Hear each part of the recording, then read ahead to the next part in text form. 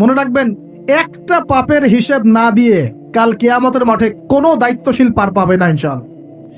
কোনো দায়িত্বশীল না। না, এই যে আমি লেকচার দিচ্ছি না, আল্লাহ পাক আমাকেও দাঁড় করাবেন, দাঁড় করায় বলবেন, তোমাকে আমি দিনের যে জ্ঞান দিয়েছিলাম সেই জ্ঞানের হক তুমি আদায় করেছো কিনা হিসেব দেওয়া। এই যে বড় বড় মুফাসসিরে কোরআন, মুফতি, মুহাদ্দিস বসাচ্ছেন, পাংখা দিয়ে বাতাস করছেন, হ্যাঁ, চা খাওয়াচ্ছেন, কফি খাওয়াচ্ছেন, এক একজনকে আল্লাহ পাক দাঁড় করাবেন, বলবেন কোরআন সুন্নাহর যে আমানত দিয়েছিলাম সে আমানতের সাথে কতটুকু তুমি হক আদায় করেছো হিসেব না দিয়ে পার পাবে না তুমি। ফাইজলামি মনে করেছেন নাকি দিনকে? ঠিক একইভাবে সমাজের, রাষ্ট্রের দায়িত্ব আল্লাহ পাক যাদেরকে দিয়েছেন এক একজন ব্যক্তিকে আল্লাহ পাক দাঁড় করাবেন, দাঁড় করে জিজ্ঞাসা করবেন কোন কোন জনগণের কোন কোন হক তুমি নষ্ট করেছো, কার কার হক দিয়েছো, কার কার দেও নাই, সবার সামনে হিসাব দাও, তারপর জান্নাতে যেতে পারবে। এত সহজ না, এত সহজ না। দুনিয়ার জীবনের প্রতিটা কাজের হিসাব আল্লাহর কাছে দিতে হবেই হবে, এটা গ্যারান্টি। এই প্রতিটা মেয়েকে আল্লাহ জিজ্ঞাসা করবেন, তোমাকে পর্দার বিধান দিয়েছিলাম, কেন পর্দা করো? প্রত্যেক মুসলিমকে আল্লাহ জিজ্ঞাসা করবেন, 5 ওয়াক্ত নামাজ ফরজ করেছিলাম, নামাজ পড়ো নাই কেন? ঠিক মতো পড়েছো কিনা? প্রত্যেক ধনীকে আল্লাহ জিজ্ঞাসা করবেন, দাঁড় করিয়ে করিয়ে এক একজন করে, একসাথে 10 জন না, একজন একজন একজন করে আসবে, একজন করে। এই আব্দুল্লাহ তুমি আসো, এই আব্দুর রহমান তুমি আসো, এই ওবায়দুল্লাহ তুমি আসো, এই রহিম তুমি, আব্দুর রহিম তুমি আসো। এক একজন করে আল্লাহ ডাকবেন, বলো তোমাকে ধন দিয়েছিলাম, কি করেছো? বলো তোমাকে ইলম দিয়েছিলাম, হক আদায় করেছো কিনা? বলো তোমাকে ক্ষমতা দিয়েছিলাম, কি করেছো? আমি জানি না আর কিভাবে ওয়াজ নসিহত করলে মানুষের কলিজার মধ্যে ঢুকতে পারে, আমার জানা নাই। আমি সহ প্রতি ব্যক্তি এই বিচারের সম্মুখীন হবেই হবে ইনশাআল্লাহ। তোমরা যারা এখন বেঁচে আছো, তোমরা এমন একটা যুগে বসবাস করছো, এই যুগে যদি ইসলামের 1/10 তোমরা ছেড়ে দাও, মানে 10% তোমরা ছেড়ে দাও, তাহলে তোমরা ধ্বংস হয়ে যাবে। 1400 বছর আগে নবী সাল্লাল্লাহু আলাইহি ওয়াসাল্লাম সাহাবীদেরকে এই কথা বলেছেন। কিন্তু হে আমার সাহাবীরা, তোমাদের পরে এমন একটা যুগ আসছে যে যুগ এত ফিতনাময় হবে যে ওই যুগে ঈমান ধরে রাখাটা হাতের মধ্যে জ্বলন্ত আগুন ধরে রাখার মতো হবে, এত কঠিন হবে। ইউসবিহুর রাজুলু মুমিনান ওয়া ইউমসি কাফিরান। ওই যুগে একজন মানুষ সকাল করবে মুমিন অবস্থায়, সন্ধ্যা করবে কাফের অবস্থায়। ওয়া ইউমসি মুমিনান ওয়া ইউসবিহু কাফিরান। সন্ধ্যা করবে মুমিন অবস্থায়, সকাল করবে কাফের অবস্থায়। ইয়াবিউর রাজুলু দীনাহু লিআরদিদ দুনিয়া। দুনিয়ার সামান্য স্বার্থের বিনিময়ে মানুষ তার দিনকে বিক্রি করে দিবে। এমন ফিতনাময় যুগ তোমাদের পরে আসছে।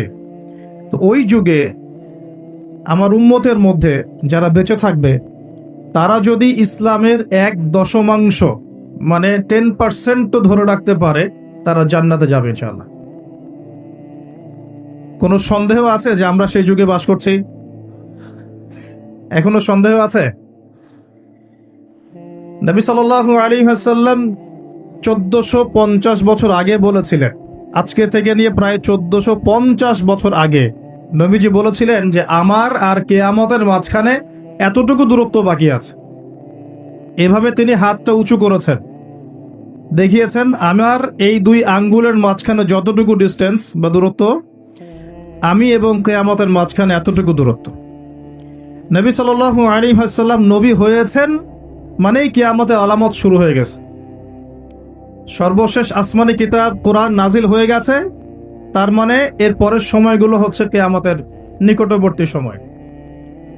নবী সাল্লাল্লাহু আলাইহি ওয়াসাল্লাম বলছেন, এই উম্মতের আর কিয়ামতের মাঝখানের সময়ের দূরত্ব হচ্ছে আসর থেকে মাগরিবের ওয়াক্তের মতো। বলেন তো কোন নামাজের ওয়াক্তটা খুব ছোট হয়? ফজর থেকে জোহর, জোহর থেকে আসর, না আসর থেকে মাগরিব? সবচেয়ে ক্ষুদ্র নামাজের ওয়াক্ত কিন্তু আসর থেকে মাগরিব। তো সেই সময়ে এত ক্ষুদ্র হয় যে দেখা যায় আমরা নামাজ পড়ে যদি একটু কোরআন তেলাওয়াত করতে বসি, দেখবেন মাগরিবের নামাজ আজান দিয়ে দিয়েছে। এমন না? বিষয়টা এমন। আর নবীজি বলছেন আমার উম্মত আর কিয়ামতের মাঝখানের ডিস্টেন্সটা এতটুকু, মনে হবে যেন আসর থেকে মাগরিবের ওয়াক্ত। আর এই কথাটা উনি বলেছেন 1400 বছর আগে। কত বছর ভাই? এখন 1450 বছর পরে কারো যদি বুঝতে বাকি থাকে সময় খুব কাছাকাছি, আমরা বলতে বাধ্য হব যে সেই ব্যক্তির হৃদয়ের চোখটা অন্ধ। সে ব্যক্তির কি হৃদয়ের চোখটা কি অন্ধ। ওর বাহ্যিক চোখ খোলা ঠিকই, বাহিরের চোখে সব দেখে ঠিকই, কিন্তু ভিতরের চোখটা অন্ধ। আল্লাহ রাব্বুল আলামিন জাহান্নামীদের বৈশিষ্ট্য সম্পর্কে একটা আয়াতে বলেছেন, সূরা আরাফের মধ্যে 179 নম্বর আয়াতে আল্লাহ পাক বলছেন, ওয়ালাকাদ যারানা লিজাহান্নামা কাসীরাম মিনাল জিন্নি ওয়াল ইনস। আমি প্রচুর জিন আর মানুষকে দিয়ে জাহান্নাম পরিপূর্ণ করব, বলি নাউযুবিল্লাহ। আমি প্রচুর জিন আর মানুষকে দিয়ে জাহান্নাম পরিপূর্ণ করব। অথচ এই জিন আর মানুষকে আমি সৃষ্টি করেছিলাম আমার ইবাদত করার জন্য। যেমন সূরা জারিয়াতের 56 নম্বর আয়াতে আল্লাহ পাক বলেছেন, ওমা খালাকতুল জিন্না ওয়াল ইনসা ইল্লা লিয়াবুদুন। আমি জিন আর মানুষকে শুধু আমার ইবাদত করার জন্য সৃষ্টি করেছি। যাদেরকে আল্লাহ পাক শুধু তার ইবাদত করার জন্যই সৃষ্টি করেছেন, সেই জিন আর মানুষদের মধ্যে বহু জিন আর মানুষ জাহান্নামে যাবে। কুদিয়াল আমর, এটা লিখিত হয়ে গেছে। কেন যাবে? আল্লাহ সূরা আরাফ 179 নম্বর আয়াতে নিজেই বলছেন, কারণগুলো হচ্ছে লাহুম কুলুবুন লা ইয়াফকাহুনা বিহা। জাহান্নামে যাওয়ার কারণ হচ্ছে তাদেরকে কলব দিয়েছিলাম, উপলব্ধি করতো না। তাহলে বুঝলাম হৃদয়ে কলব, বিবেক আল্লাহ যাদেরকে দিয়েছেন তারপরে উপলব্ধি করতে পারে না, এটা জাহান্নামীদের বৈশিষ্ট্য। আর ওয়ালাহুম আযানুন লা ইয়াসমাউনা বিহা, তাদেরকে আমি কান দিয়েছিলাম, এই কান দিয়ে তারা শুনতো না। একটু লক্ষ্য করে দেখি, আমরা কিন্তু বাইরের কান দিয়ে সবাই শুনতে পারি, তাহলে এটা কোন কান যে কান দিয়ে সে শুনতো না? আমরা তো বাহিরের কান দিয়ে সবাই শুনে, তাহলে আল্লাহ যে বলছেন কান আছে কিন্তু শোনে না, তাহলে কোন কান দিয়ে শুনি না বলেন? হৃদয়ের কান দিয়ে। তার মানে আমাদের দুইটা চোখ, দুইটা কান। আল্লাহ পাক আবার বলছেন, ওয়ালাহুম আ'য়ুনুন লা ইউবসিরুনা বিহা। আমি তাদেরকে চোখ দিয়েছিলাম, চোখ দিয়ে দেখে নাই। বাহ্যিক চোখে আমরা সবাই দেখছি, তাহলে কোন চোখ অন্ধ? আল্লাহ পাক কোন চোখ অন্ধের কথা বলছে? আবু জেহেল এবং উমর রাদিয়াল্লাহু আনহু, এই দুই ব্যক্তি নবী সাল্লাল্লাহু আলাইহি ওয়াসাল্লামের দোয়ার দ্বার প্রান্তে ছিলেন। আল্লাহর নবীজি দোয়া করছেন, হে আল্লাহ, ইসলামের কঠিন সময় চলছে, মক্কায় অনেক জুলুম নির্যাতন চলছে। আল্লাহ, তুমি এই দুই ব্যক্তির মধ্যে যে কোনো একজনকে হেদায়েত দিও। এই দুই ব্যক্তির মধ্যে যে কোনো একজনকে, যাকে তোমার পছন্দ, তাকে হেদায়েত দিয়ে তুমি দ্বীনের জন্য কবুল করো। সুবহানাল্লাহ। একজনের নাম আবু জাহেল, যার নাম আবুল হাকাম ইবনে হিশাম। আবু জাহেলের নাম কি? আবুল হাকাম ইবনে হিশাম। মানে আবু জাহেলের নাম কিন্তু আবুল হাকাম, জ্ঞানের পিতা, কিন্তু আমরা বলছি আবু জাহেল মানে অজ্ঞতার পিতা। কেন? কারণ সে বাহ্যিক জ্ঞানে পরিপূর্ণ ছিল, শরীয়তের গভীর জ্ঞান, শরীয়তের সত্য তার চোখে স্পষ্ট হয় না। আল্লাহ পাকের নিদর্শন একটার পর একটা দেখানো হয়েছে, কিন্তু তারপরেও সে ইসলাম কবুল করে নাই। এই কারণে আমরা তাকে বলি আবু জাহেল, অজ্ঞতার পিতা। অথচ তার নাম কিন্তু আবু জাহেল নয়, তার নাম আবুল হাকাম, জ্ঞানের পিতা। আমাদের সমাজে এমন অনেক বড় বড় বুদ্ধিজীবী আছে না, বাহিরের বস্তুবাদী জ্ঞানে পরিপূর্ণ, শরীয়তের জ্ঞানের অজ্ঞ, মিসকিন। এমন মানুষ আছে না? টকশো একদম ঝড় তুলে ফেলছে, একদম ইতিহাস, সংস্কৃতি, বিশ্ব অর্থনীতি, রাজনীতি, কোন সেক্টরের জ্ঞান নাই যা তার জানা নাই, কিন্তু শরীয়তের মাসলা মাসাইল সে বলতে পারবে না। শরীয়তে ঈমান ভঙ্গের কারণ বলতে পারে না। কোন কোন কথা বললে শিরক হয়, কুফর হয়, কোন কোন কথা বললে নেফাক হয়ে যায়, মানুষ মুরতাদ হয়ে যায়, এগুলো জানে না। কিন্তু বাহ্যিক জ্ঞানে পরিপূর্ণ। এরাও কিন্তু বর্তমান নব্য আবু জাহেল। এরা হচ্ছে বর্তমান সময়ের নব্য আবু জাহেল। আবু জাহেল কিন্তু জ্ঞানের পিতা ছিল। তো আবু জাহেল এবং ওমর রাদিয়াল্লাহু আনহুর মধ্যে আল্লাহ যাকে তোমার ভালো লাগে তুমি হেদায়েত দিয়ে ইসলামের জন্য কবুল করো, এটা দোয়া করছেন কে? মুহাম্মদুর রাসূলুল্লাহ সাল্লাল্লাহু আলাইহি ওয়াসাল্লাম। এবার আল্লাহ পাক হেদায়েত দিয়েছেন ওমর রাদিয়াল্লাহু আনহু। এই তো এখন এই দুই ব্যক্তিকে আমরা যদি ডক্টরের কাছে পাঠাই, মনে করেন, এবং তাদের কান এবং তাদের চোখ টেস্ট করি, দেখা যাবে দুজনের কানই একই, দুজনের চোখই এক, দুজনেরই চোখ ভালো, দুজনেরই কান ভালো। তাহলে আবু জাহেলের কোন কান অন্ধ যার কারণে সে কোরআন শুনতে পারলো না? আর আবু জাহেলের কোন চোখ অন্ধ যার কারণে সে কোরআন দেখতে পারলো না, সত্য চিনতে পারলো? বলেন, এটাকে বাহ্যিক চোখ না অভ্যন্তরীণ চোখ? আর ওমর রাদিয়াল্লাহু আনহুর কোন কান জিন্দা, জীবিত, যে কান দিয়ে তিনি কোরআনের মর্ম শুনতে পারলেন? কোন চোখ জীবিত, যেই চোখ দিয়ে তিনি সত্যটাকে খুঁজে পেলেন? বাহ্যিক চোখ না ভিতরের চোখ? তার মানে বুঝতে পারলাম এই আয়াতে আল্লাহ পাক আমাদের বাহ্যিক চোখ বাহ্যিক কানের কথা বলছেন না। আল্লাহ বলছেন প্রচুর জিনার মানুষ যে জাহান্নামে যাবে তার অন্যতম কারণ হচ্ছে তাদের কলব ছিল কিন্তু মরে গেছে, মৃত কলব। চোখ দিয়েছি দেখে নাই, মানে এই চোখ দিয়ে ঠিকই দেখেছে কিন্তু কলবের চোখ দিয়ে দেখতে পারে নাই। কান দিয়েছি শোনে নাই, মানে কান তো এই কান দিয়ে শুনেছে ঠিকই, এই কান দিয়ে সবই শুনেছে কিন্তু এই কান দিয়ে কোরআন এবং সুন্নাহর মর্মমারি সত্য শুনতে পারে নাই। আল্লাহ পাক বলছেন উলাইকা কাল আনআম, এরা ছিল গবাদি পশু জন্তু জানোয়ারের মতো, নাউযুবিল্লাহ। বাল হুম আদল, বরং এরা তার চাইতেও নিকৃষ্ট ছিল। ওয়া উলাইকা হুমুল গাফিলুন, এরা ছিল গাফেল সম্প্রদায়, গাফেল। তাহলে আমরা এখানে বুঝতে পারলাম যদি আমরা কলবকে জিন্দা করতে না পারি এটা জাহান্নামে যাওয়ার কারণ। যদি আমরা ভিতরের চোখ দিয়ে দেখতে না শিখি এটা জাহান্নামে যাওয়ার কারণ। যদি আমরা ভিতরের কান দিয়ে শুনতে না শিখি এটা কি জাহান্নামে যাওয়ার কারণ। এখন 1450 বছর পরেও যাদেরকে বোঝাতে হচ্ছে যে সময় হাতে বেশি নাই, আলামাতুস সাআ গুলো সব স্পষ্ট হয়ে যাচ্ছে, তাদের হৃদয়ের চোখটা অন্ধ না, ভিতরের কানটা অন্ধ না, কলবগুলো মরে গেছে না? আমি আপনাদেরকে কিছু দৃষ্টান্ত দেখাচ্ছি, যে দৃষ্টান্তগুলো আমাদের ঢাকা শহরের সাথেও মিলে যাবে, বড় বড় সব শহরের সাথে তো মিলে যাবেই। আমরা যে সমাজে বাস করি, বাংলাদেশ, ঢাকা শহর, আমরা ঢাকার বাসিন্দা, আমাদের সাথে আরো জাজল্যমান ভাবে মিলে যাবে। এটা শুধু একটা শহরের গল্প নয়, বরং এটা হচ্ছে পুরো বিশ্বের সমস্ত বস্তুবাদী শহরের গল্প।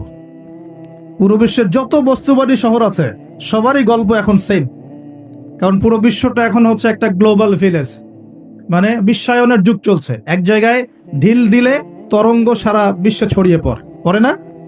তো পুরো বিশ্বের গল্পই এটা, আর স্পেশালি আমাদের ঢাকা শহরেরও গল্প এটা, আমরা যেখানে বসবাস করছি। কোরআন এবং হাদিসের ভাঙাচুরা এলেম কালাম দিয়ে মনে হচ্ছে এখন পর্যন্ত যে আমাদের উপরে আল্লাহ পাকের গজবটা আসে নাই, এটাই হচ্ছে আল্লাহর রহমত। আমার কথা হয়তো সবাই বুঝতে পারবেন না, তবে জ্ঞানী মানুষ বুঝবেন ইনশাআল্লাহ। এখন পর্যন্ত যে আল্লাহ পাকের গজবগুলো আসে নাই, এটাই আল্লাহর সবচেয়ে বড় রহমত। আশার যে পাপগুলো আছে, এই কোনো পাপ করতে আমরা এখন বাদ দিচ্ছি না। আশা গজবকে ডেকে নিয়ে আসার যে পাপগুলো আছে, এই পাপের কোনোটা করতে ঢাকা শহরের অধিবাসীরা এখন বাদ দিচ্ছে না। আমি কোরআন এবং হাদিস লাস্ট 1 মাস থেকে এই গজব সংক্রান্ত বিষয়গুলো ঘাটাঘাটি করছিলাম। যখন থেকে যে ভূমিকম্প, টার্কি সিরিয়ার ঘটনাগুলা, ইউক্রেন রাশিয়ার বা ন্যাটো রাশিয়ার যে কনফ্লিক্ট, মহামারী, করোনা, কোভিড, বৈশ্বিক অর্থনৈতিক মন্দা, এই যে সমকালীন ইস্যুসগুলো চলছে, এগুলোর সাথে যখন আখিরুজ্জামানের হাদিসগুলোকে স্টাডি করছিলাম, তখন বুঝতে পারলাম যে স্পেশাল যে 10টা 15টা বা 20টা পাপ আছে, সর্বোচ্চ 20টা হবে, মেজর 10টা, এই 10-15টা 20টা পাপ যখন সারা বিশ্বে ছড়িয়ে পড়ে, তখন বিশ্বের অবস্থা এমন হবে যেমনটা এখন হয়েছে। কোরআন এবং সুন্নাহ A to Z ঘেটে ফেললে আপনি এগুলোই পাবেন, কিন্তু আমি আপনাদের স্টাডি করার স্বার্থে সহজ করে দিচ্ছি, চেষ্টা করছি, কারণ স্টাডির কোনো শেষ নাই। আমি যতটুকু বলবো এখান থেকে আপনি আবার স্টার্ট করতে পারবেন। একটা আমি আপনাকে বেস দিচ্ছি, এর উপর দাঁড়িয়ে আপনি আরো স্টাডি করতে পারবেন। আমার জ্ঞান তো চূড়ান্ত নয়, জ্ঞানের কোনো শেষ আছে? সর্বপ্রথম যে পাপের কারণে আল্লাহর গজব, আসমানের বালা, জমিনের বালা নেমে আসে, তার নাম হলো শিরক। তার নাম কি? এখন পুরো বিশ্বের বড় বড় যে বস্তুবাদী শহরগুলো আছে, সবগুলোর বেশিরভাগই শিরকে নিমজ্জিত আছে।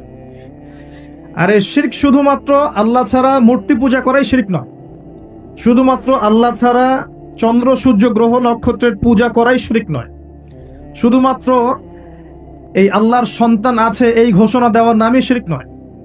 আমরা আমাদের শহরগুলোর মধ্যে আল্লাহ পাকের হালালকে হারাম করে নিয়েছি, হারামকে হালাল করে নিয়েছি, এটাও একটা শিরক, এটা একটা কুফর।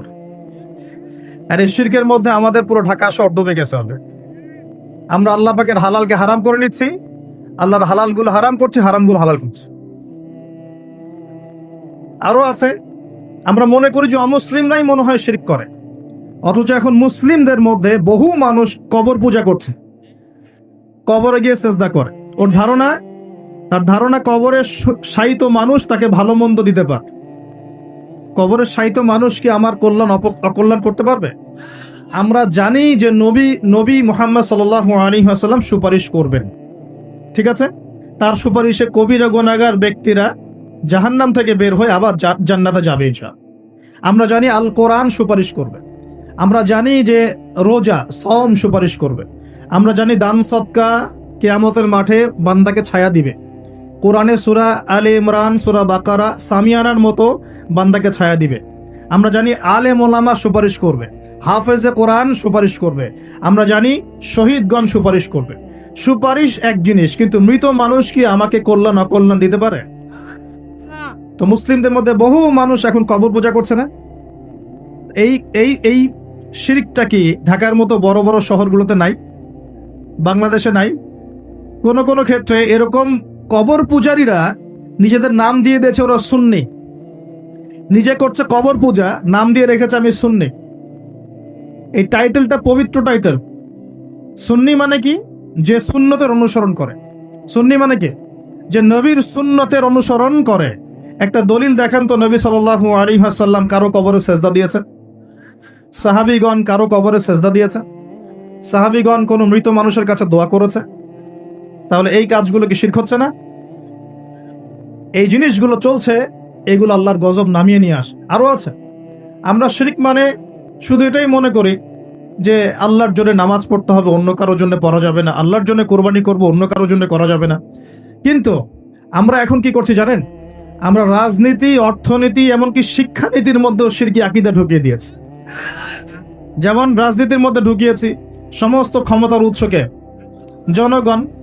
এটা আমাদের একটা পলিটিক্যাল কনসেপ্ট, তাই না? আল্লাহ পাক বলছেন তাবারাকাল্লাযী বিয়াদিহিল মুলক, তাবারাকাল্লাযী বিয়াদিহিল মুলক, সূরা মুলকের 1 নম্বর আয়াত। এবং এই সূরা মুলক আল্লাহ পাক আপনাকে রাতের বেলা পড়তে বলেছেন।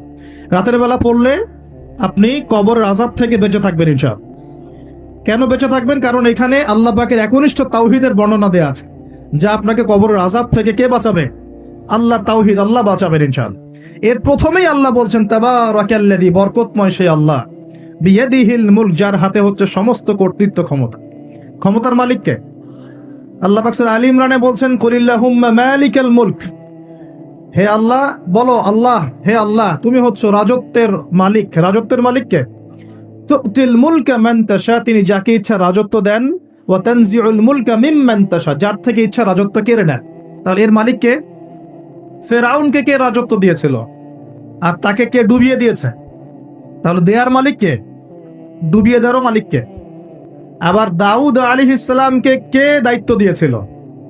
সুলাইমান আলাইহিস সালামকে কে এই বিশ্বের শাসক বানিয়েছে? ইউসুফ আলাইহিস সালামকে জেলখানা থেকে বের করে মিশরের শাসক কে বানিয়েছে? মুহাম্মদ সাল্লাল্লাহু আলাইহি ওয়াসাল্লামকে মক্কা থেকে শূন্য হাতে মদিনায় নিয়ে গিয়ে মদিনার শাসক কে বানিয়েছে? এটা দেয়ার মালিক কে? আল্লাহর মনোনীত বান্দাগণ যখন দায়িত্ব পেয়েছেন, তারা কি আল্লাহর বিধান বাদ দিয়ে অন্যের বিধান দিয়ে দাসত্ব করেছে? তাহলে আমরা তো খলিফা শব্দই বুঝি না। আমরা এই পৃথিবীতে কার খলিফা? আমরা এই দুনিয়ায় কার খলিফা? খলিফার দায়িত্ব কি? আল্লাহ পাক সূরা সদের মধ্যে বলছেন, ইয়া দাউদ, হে দাউদ, ইন্না জাআলনাকা খলিফাতান ফিল আরদ, হে দাউদ আমি তোমাকে পৃথিবীতে আমার খলিফা করেছি। কি করেছি? কে করেছেন? তোমার দায়িত্ব হচ্ছে ফাহকুম বাইনান নাসি বিল হক, মানুষের মাঝে হকের মানদণ্ডে বিচার ফয়সালা কর। মানুষের মাঝে হকের মানদণ্ডে বিচার ফয়সালা করো। এখন হক, সত্য, সত্য মিথ্যা, ন্যায় অন্যায় চূড়ান্ত মানদণ্ড কি? আমার নিজের মন গড়া যুক্তি, বিজ্ঞান, দর্শন, নাকি আল্লাহ পাকের ওহী? কোনটা? এখন আল্লাহ পাকের ওহী দিয়ে বিশ্বের কতগুলো রাষ্ট্র পরিচালিত হচ্ছে হিসাব করে দেখেন না। তাহলে এটা বৈশ্বিক শিরক চলছে না? সারা বিশ্বে এখন বৈশ্বিক শিরক চলছে। যখন এই শিরকগুলো বেশি বেড়ে যাবে, যেটা বেড়ে গেছে, তখন আল্লাহ রাব্বুল আলামিন আসমানের গজব নামাবেন, জমিনের গজব নামাবেন। যখন নূহ আলাইহিস সালামের কওম শিরক করা শুরু করেছিল, আল্লাহ পাক প্লাবন দিয়ে ধ্বংস করে দিয়েছিলেন। আস্তে আস্তে সেদিকেই বিশ্ব যাচ্ছে। আল্লাহ পাক এই বিশ্ববাসীর মধ্যে একটা বড় অংশকে অচিরেই ধ্বংস করে দিবেন। লেখা হয়ে গেছে এগুলো। আরো সামনে যান। আমরা অর্থনীতির মধ্যেও শিরক করছি। কেমন শিরক করছি? আল্লাহ পাক হালাল অর্থনীতি দিয়েছেন, ইসলামিক অর্থনীতি। এখানে হালাল করেছেন ব্যবসা, এখানে হালাল করেছেন যাকাত, সাদাকা, সাদাকাতুল ফিতর, কৃষিভিত্তিক অর্থনীতি, এক্সপোর্ট ইম্পোর্ট, মানে সুদ, রিবা বাদ দিয়ে যা কিছু আছে সব বৈধ।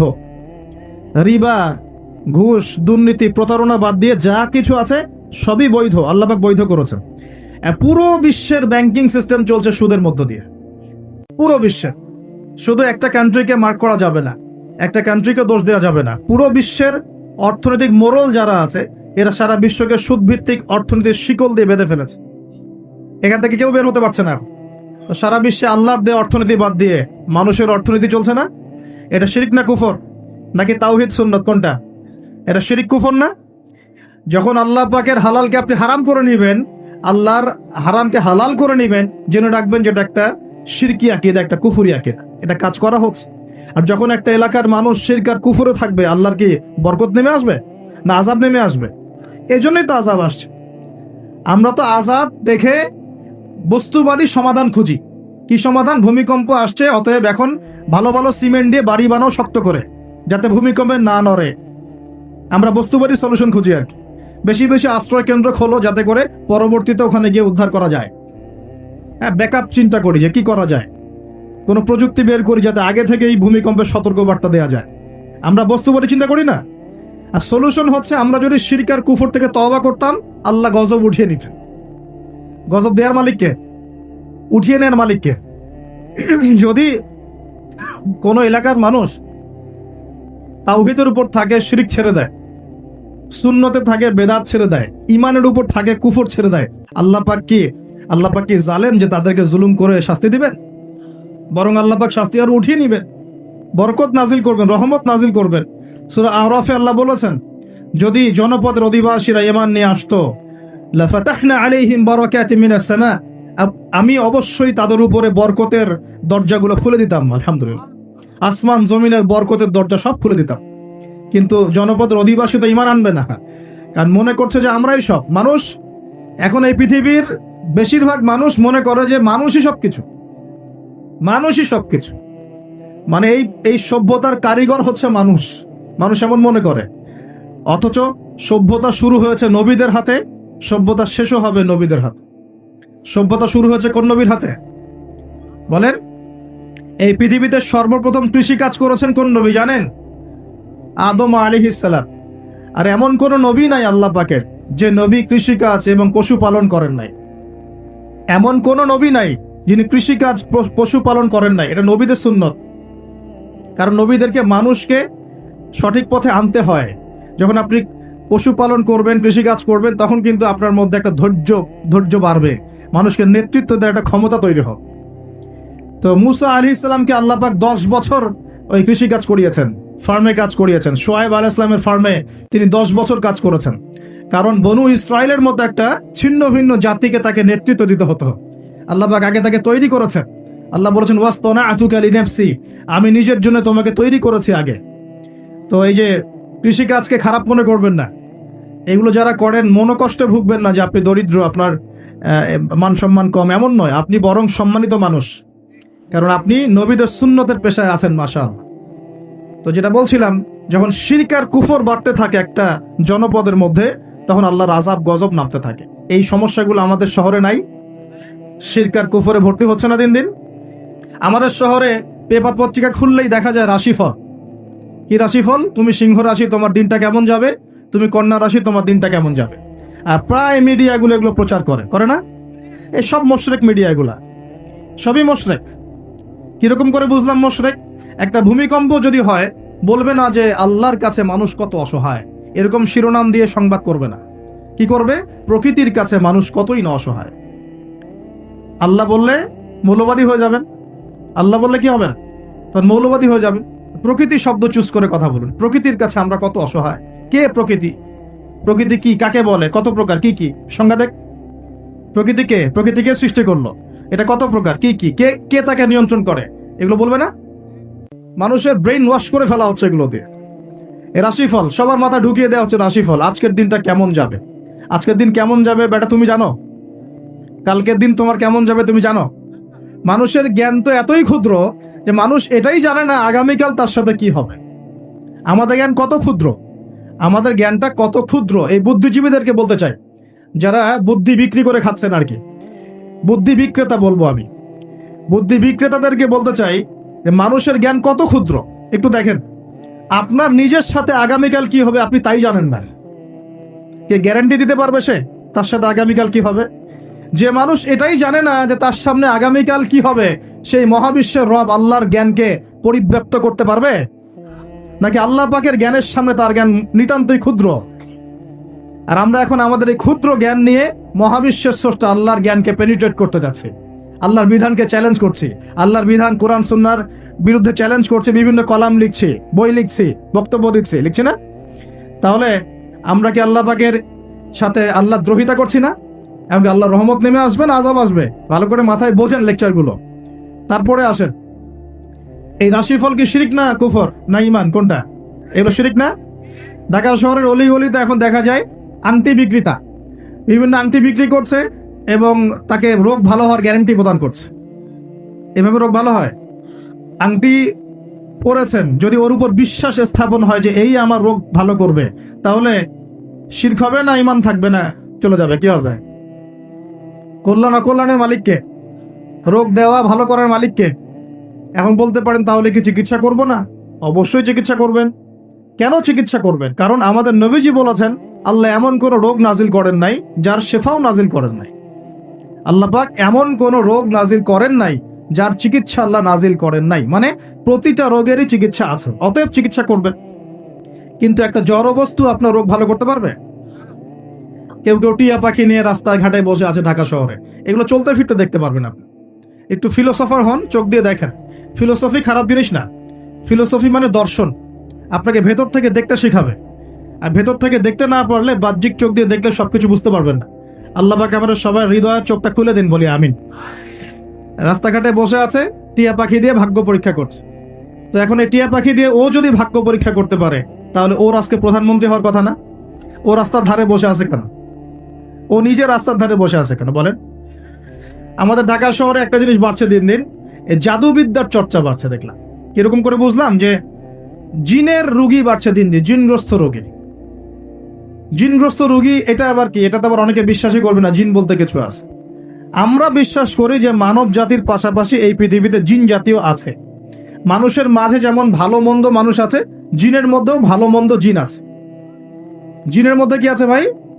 ভালো মন্দ জিন আছে। এক শ্রেণীর জিন আছে আল্লাহর অনুগত, এক শ্রেণীর জিন আছে উদ্ধত। উদ্ধত জিনগুলো মানুষের ক্ষতি করে, এবং যখন মানুষ আল্লাহর বিধান মানে না, পাক পবিত্র থাকে না, জিকির আজগার করে না, দোয়া কালাম পড়ে না, হ্যাঁ কোরআন তেলাওয়াত ছেড়ে দেয়, তখন জিন মানুষকে ধরে।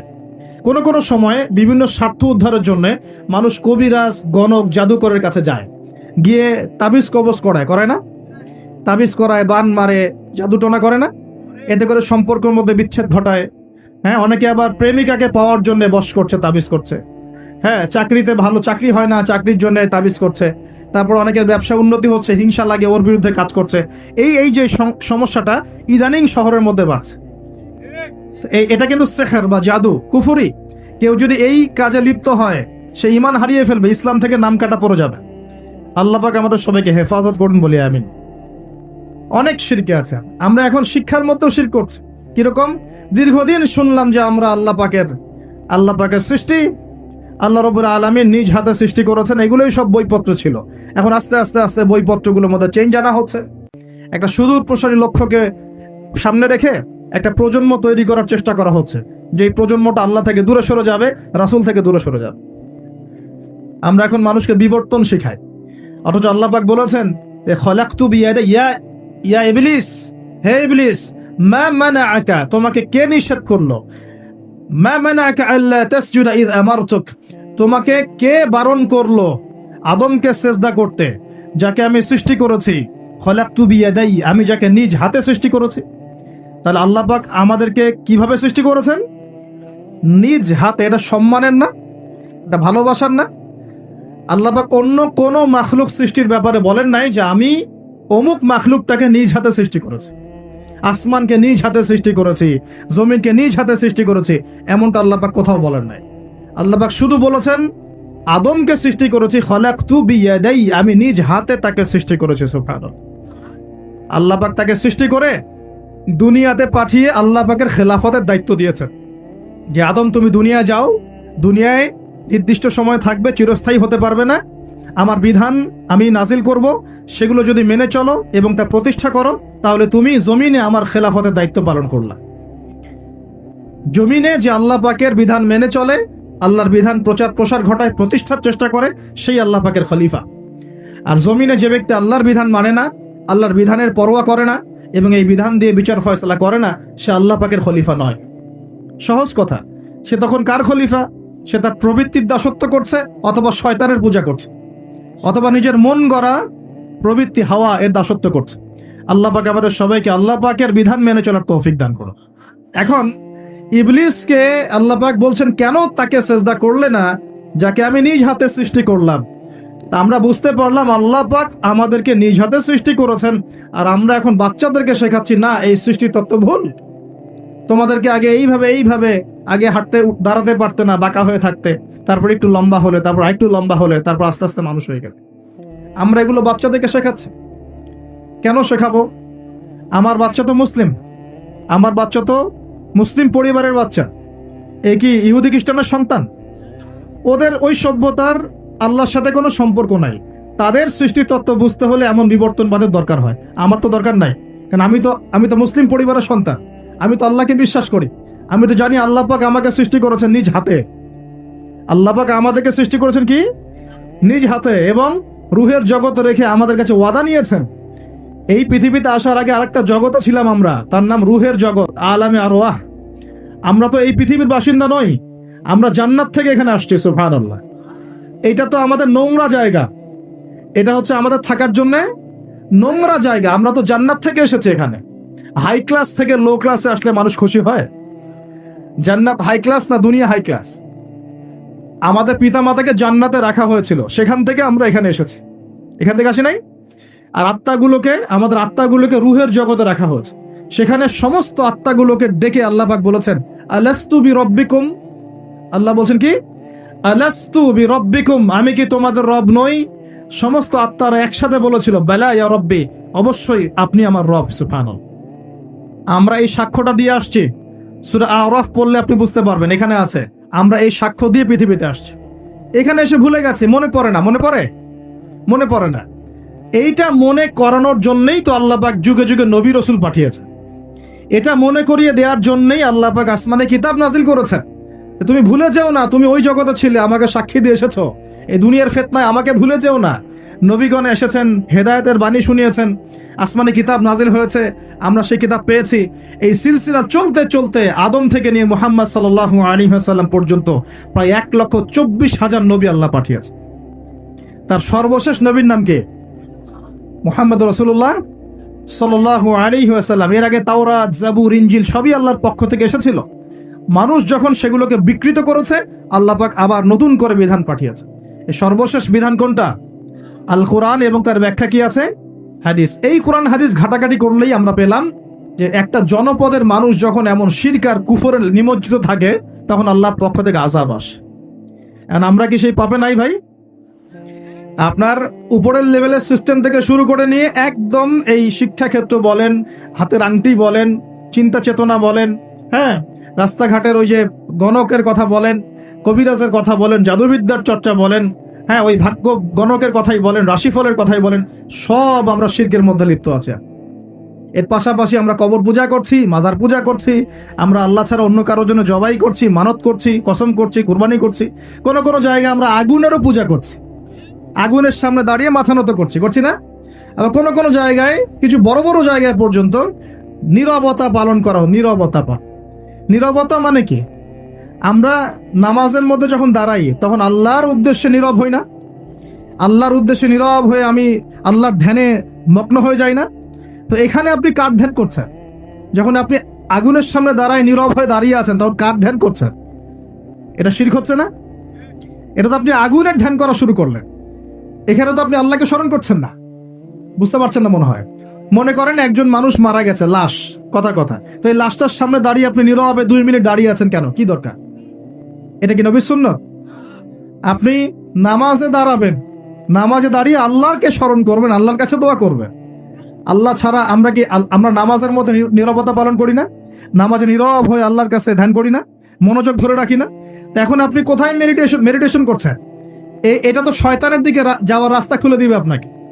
অনেকে আগুনের সামনে মাথা নত করছেন, প্রদীপের পূজা করছেন, অনেকে দেখা যায় বিভিন্ন দিবসে এই যে বানর, হনুমান, এইসবের মূর্তি টুর্তি নিয়ে রাস্তাঘাটে দৌড়াদৌড়ি করছেন, ছেলেপেলেরা এগুলো বেশি করছে। কাকে প্রমোট করছো তোমরা? কাকে প্রমোট করতে যাচ্ছ? কোন সংস্কৃতি প্রমোট করছো? এই হাদিস এটাও আছে শেষ জামানায় যে আমার উম্মতের একটা বড় অংশ মুশরিকদের সাথে মিশে যাবে এবং মূর্তি পূজা শুরু করবে। এগুলো চলছে না এখন?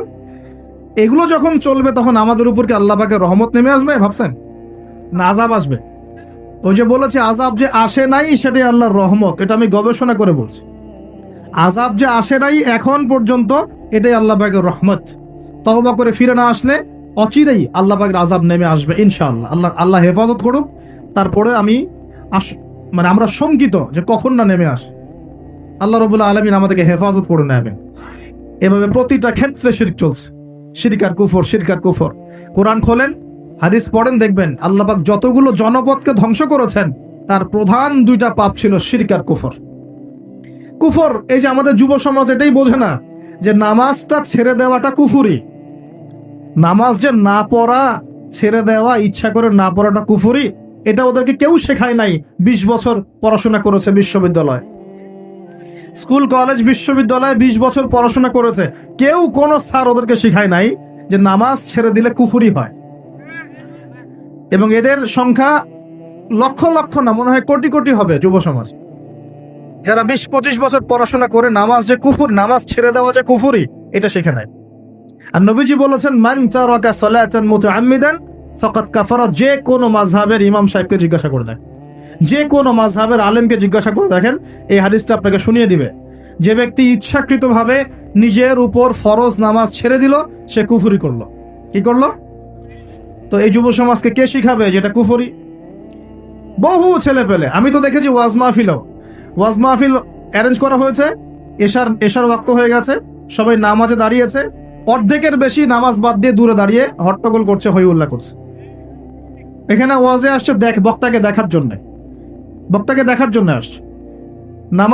নামাজ নাই, ওয়াজ শুনে কি করবা তুমি? নামাজ ইম্পর্টেন্ট না ওয়াজ ইম্পর্টেন্ট?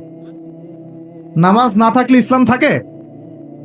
আমি আজকে একটা হাদিস পড়ে আসছি, আস্তে আস্তে পড়তে আসছিলাম এগুলা, যে ইসলামের শেষ জামানায় ইসলামের যে বিষয়গুলো উঠে যাবে, হ্যাঁ, ইসলামের যে বিষয়গুলো উঠে যাবে তার মধ্যে অন্যতম একটা হচ্ছে আল্লাহ পাকের আইন, আল্লাহ পাকের শাসন। উঠে যায় নাই সারা বিশ্ব থেকে? আস্তে আস্তে আস্তে উঠে গেছে না? আচ্ছা, এরপর বাকি থাকবে নামাজ। এরপর বাকি থাকবে কি? নামাজ। ওই নামাজ হবে সর্বশেষ ইসলামের রুকন, যেটা সর্বশেষে উঠে যাবে। নামাজ উঠে যাবে। এখন দেখেন তো সমাজের কত পার্সেন্ট মানুষ নামাজ পড়ে? কত পার্সেন্ট? একটু হিসাব করবেন, খালি মসজিদে ফজরের ওয়াক্তে আর এশার ওয়াক্তে যাওয়া আসা করে বুঝতে পারবেন যে নামাজ কত পার্সেন্ট মানুষ পড়ে, 5 ওয়াক্ত নামাজ কত পার্সেন্ট মানুষ পড়ে। তাহলে এই যে নামাজ যে শেষে উঠে যাবে, তাহলে শেষের সময় আমরা চলে আসছি না? আর সবার প্রথমে উঠে যাবে এই উম্মতের মধ্যে আমানত। কি উঠবে ভাই? এটা তো পুরো ঢাকা শহর থেকে উঠে গেছে।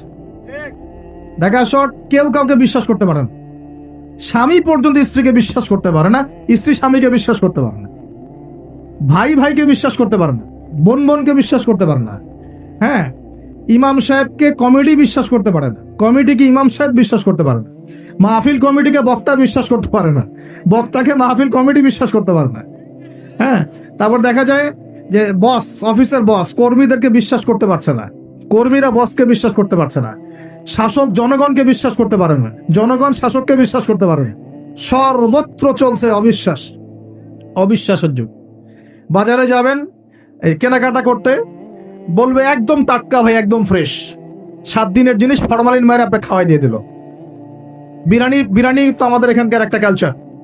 বিরিয়ানির ইয়েতে যাবেন, গরু বলে যে কত কুকুর শিয়াল খাওয়াই দিচ্ছে, আল্লাহ ভালো গান, তাই না? গরু খাসি বলে কুকুর শিয়াল খাওয়াই দিচ্ছে, একদম তাজা দেশি মুরগি বলে মরা মুরগি খাওয়াই দিচ্ছে। হ্যাঁ, বড় বড় রিনাউন কয়েকটা অভিযান করলো না কয়েকদিন আগে, দেখলেন? মানুষকে মারার মতো বিষাক্ত রং মিশে খাওয়াই দিচ্ছে। আমানত সবার আগে উঠে যাবে, আমানত, বিশ্বাস। আমানতদার ব্যক্তিকে বলা হবে খেয়ানতকারী ব্যক্তি, আর খেয়ানতকার যে ওকেই বলা হবে আমানতদার। যে আমানতদার তাকে বলা হবে খেয়ানতকারী, আর যে খেয়ানত করে ওকেই বলা হবে আমানতদার। তখন আল্লাহ পাকের আযাব আসবে প্রতিটা ক্ষেত্রে। বলবে যে ভাই মাছটা ফ্রেশ, দেখবেন যে পচা মাছ, বা এই যে ফ্রেশ গরুর মাংস, দেখবেন যে ওটাকে একদম ইঞ্জেকশন মেরে মেরে মেরে গরুটাকে ফুলাই দিয়েছে। কোনো কোনো সময় দেখা যায় ডাব ডাব খেতে আসেন শহরে, ডাব রাস্তার পাশে ডাব বিক্রি করতেছে, ডাব কেটে দেখবেন পানি অর্ধেক নাই, সিরিঞ্জ দিয়ে পানি বের করে ফেলছে। কোন যুগে আস? এটা আমাদের শহর ভাই, আমাদের শহর, যেখানে আমরা সবাই দাড়ি টুপি নিয়ে ঘুরে বেড়াই। আমরা বাইরে একটা অভিনয় করতেছি, আমরা আসলে বাইরে একটা অভিনয় করতেছি। আমরা মনে হয় নিজের সাথেই অভিনয় করছি, আমরা এখন মনে হয় নিজেদের সাথেই নিজের অভিনয় করছি। বাইরে গিয়েছে স্ত্রী শপিং করতে, এদিকে বয়ফ্রেন্ডের সাথে ডেটিং মেটিং করে বাসায় এসে স্বামীকে বলছে তোমার জন্য শার্ট কিনে নিয়ে আসলাম। হ্যাঁ, এদিকে স্বামী বাসা থেকে বের হয়েছে, ওইদিকে অফিসের কলিগদের সাথে দুই চারটার সাথে তার অবৈধ সম্পর্ক। ঠিক আছে, মানি ব্যাগ সার্চ করলে কন্ডম পাওয়া যায়, মানি ব্যাগ সার্চ করলে কি পাওয়া যায়? কন্ডম পাওয়া যায়। এবার প্রোটেকশন, এগুলো না করলে এইডসের রোগ হবে। শিখিয়েছে যে যৌন সম্পর্ক করেন, অবৈধ যৌন সম্পর্ক করেন, কিন্তু প্রোটেকশন নিয়ে করেন, এগুলো শেখাচ্ছে মানুষ। তো এই জেনাকারী সমাজের উপর আল্লাহর গজব আসবে না তো কি আসবে বল? কি আসবে?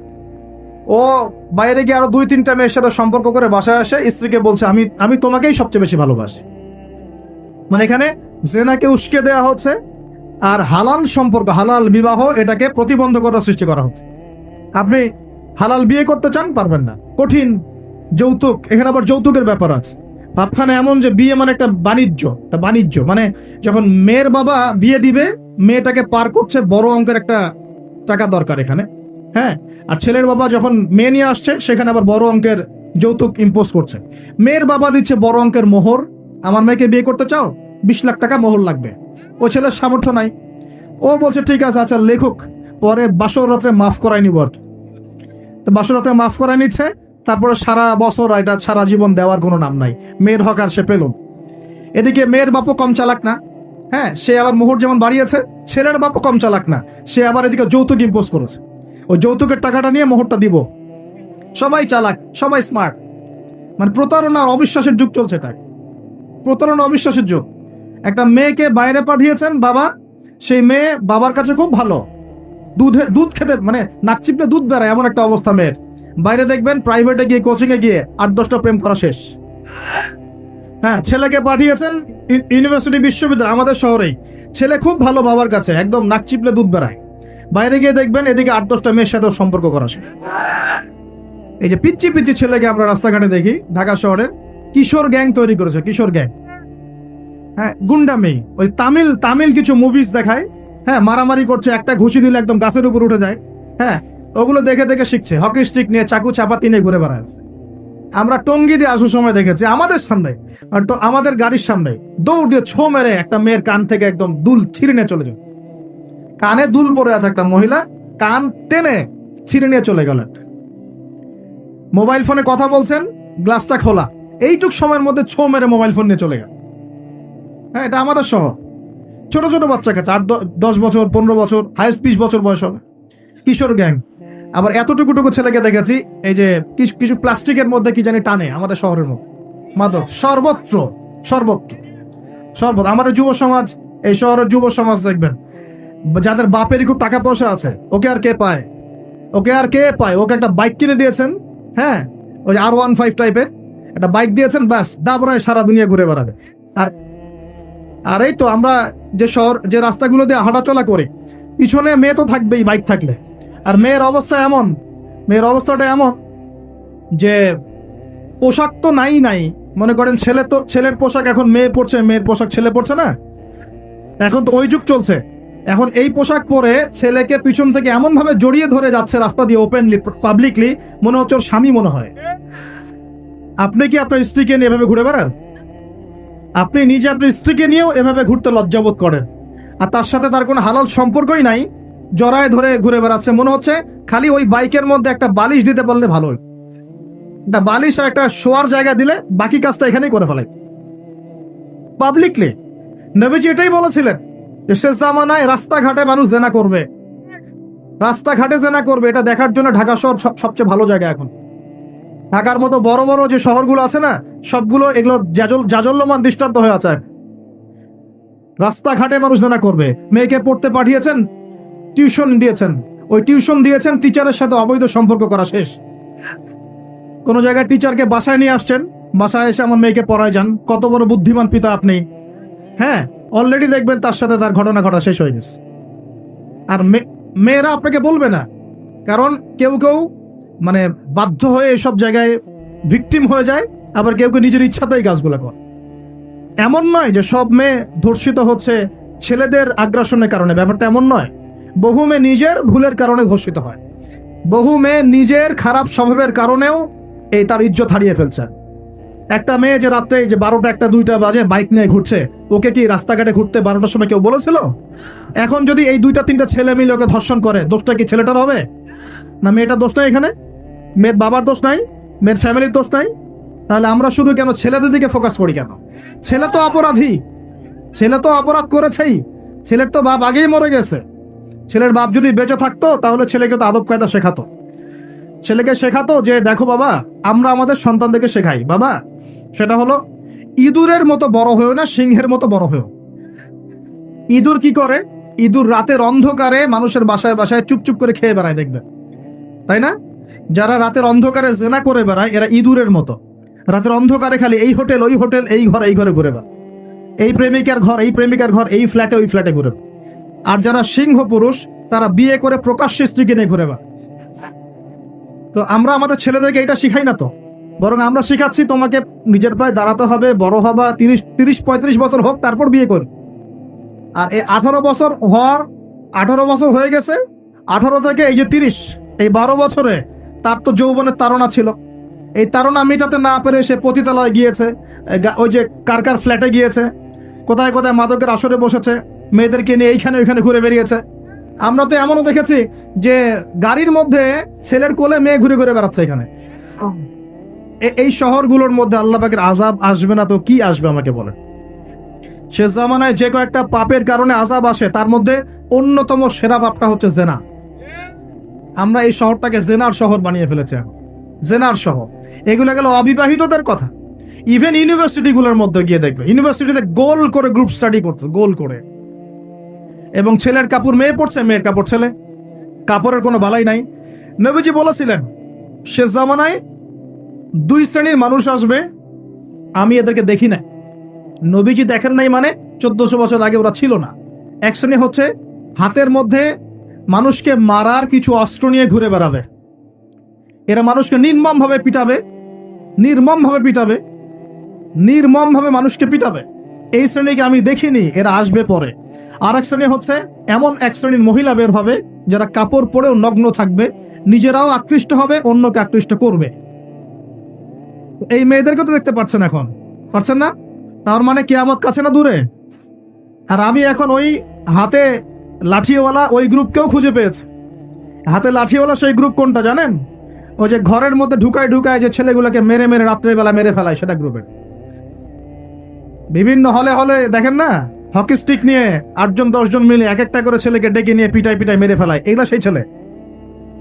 এদেরকে যারা জন্ম দিয়েছে ওই বাপের জন্য ধিক্কার, এদেরকে যারা জন্ম দিয়েছে এই বাপের জন্য ধিক্কার।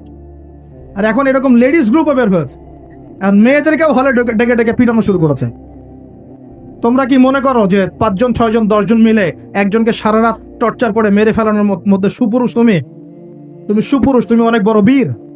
সাহস থাকলে তুমি একজন মারামারি করে দেখাও না দেখি। ওর এত বড় সাহস, তুমি একজন মারামারি করে দেখাও না। আসো রিংয়ের মধ্যে আসো, তারপর দেখি তোমার কত শক্তি, আমাদের কত শক্তি।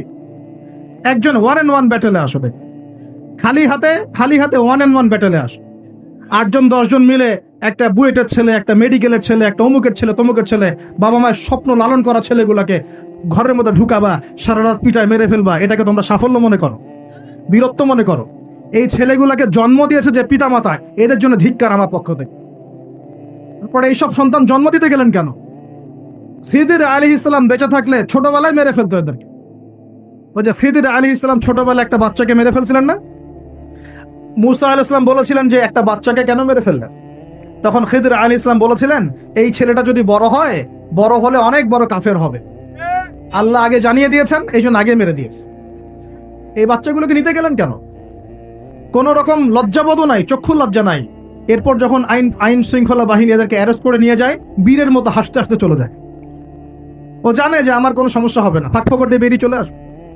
তোমরা এগুলোকে বীরত্ব মনে করো, তোমরা বীরত্ব মনে করো, সুপুরুষ হয়ে গেছো তোমরা। এতই যদি ক্ষমতা থাকে, সাহস থাকে, তো একজন একজন মারামারি করো না কেন? 1-on-1 ব্যাটেল আসো, তারপর দেখো কে জিতে কে হারে। 10 জন মিলে একজনকে পিটাবা মনে করছো খুব বড় বীর হয়ে গেছো? এখন 10টা মেয়ে মিলে একটা মেয়েকেও পিটাচ্ছে, সুবহানাল্লাহ। তা আবার ইসলামিক বিশ্ববিদ্যালয়ের মধ্যে। এই বিশ্ববিদ্যালয়ের নাম ইসলামিক কে দিল? এটা ইসলাম? একটা মেয়েকে আপনি ঘরের মধ্যে ঢুকায় সারা রাত পিটাবেন, মেয়েটা কাঁদতে কাঁদতে বলছে আমার পায়জামা পর্যন্ত খুলে ফেলেছে টান দিয়ে। আরে তোর মায়ের পায়জামাকে খুলে ফেললে তোর কেমন লাগবে? তোর বোনের পায়জামাকে খুলে ফেললে তোর কেমন লাগবে? কোন সাহসে তুই একটা মেয়ের পায়জামায় হাত দিস? এত বড় সাহস! আর এদেরকে আমরা তোলাতলো করে মানুষ করি। আইন শৃঙ্খলা বাহিনী আপনারা কি করেন? ইনস্ট্যান্ট কোর্ট বসে ফাঁসি দিয়ে দিবেন এদেরকে।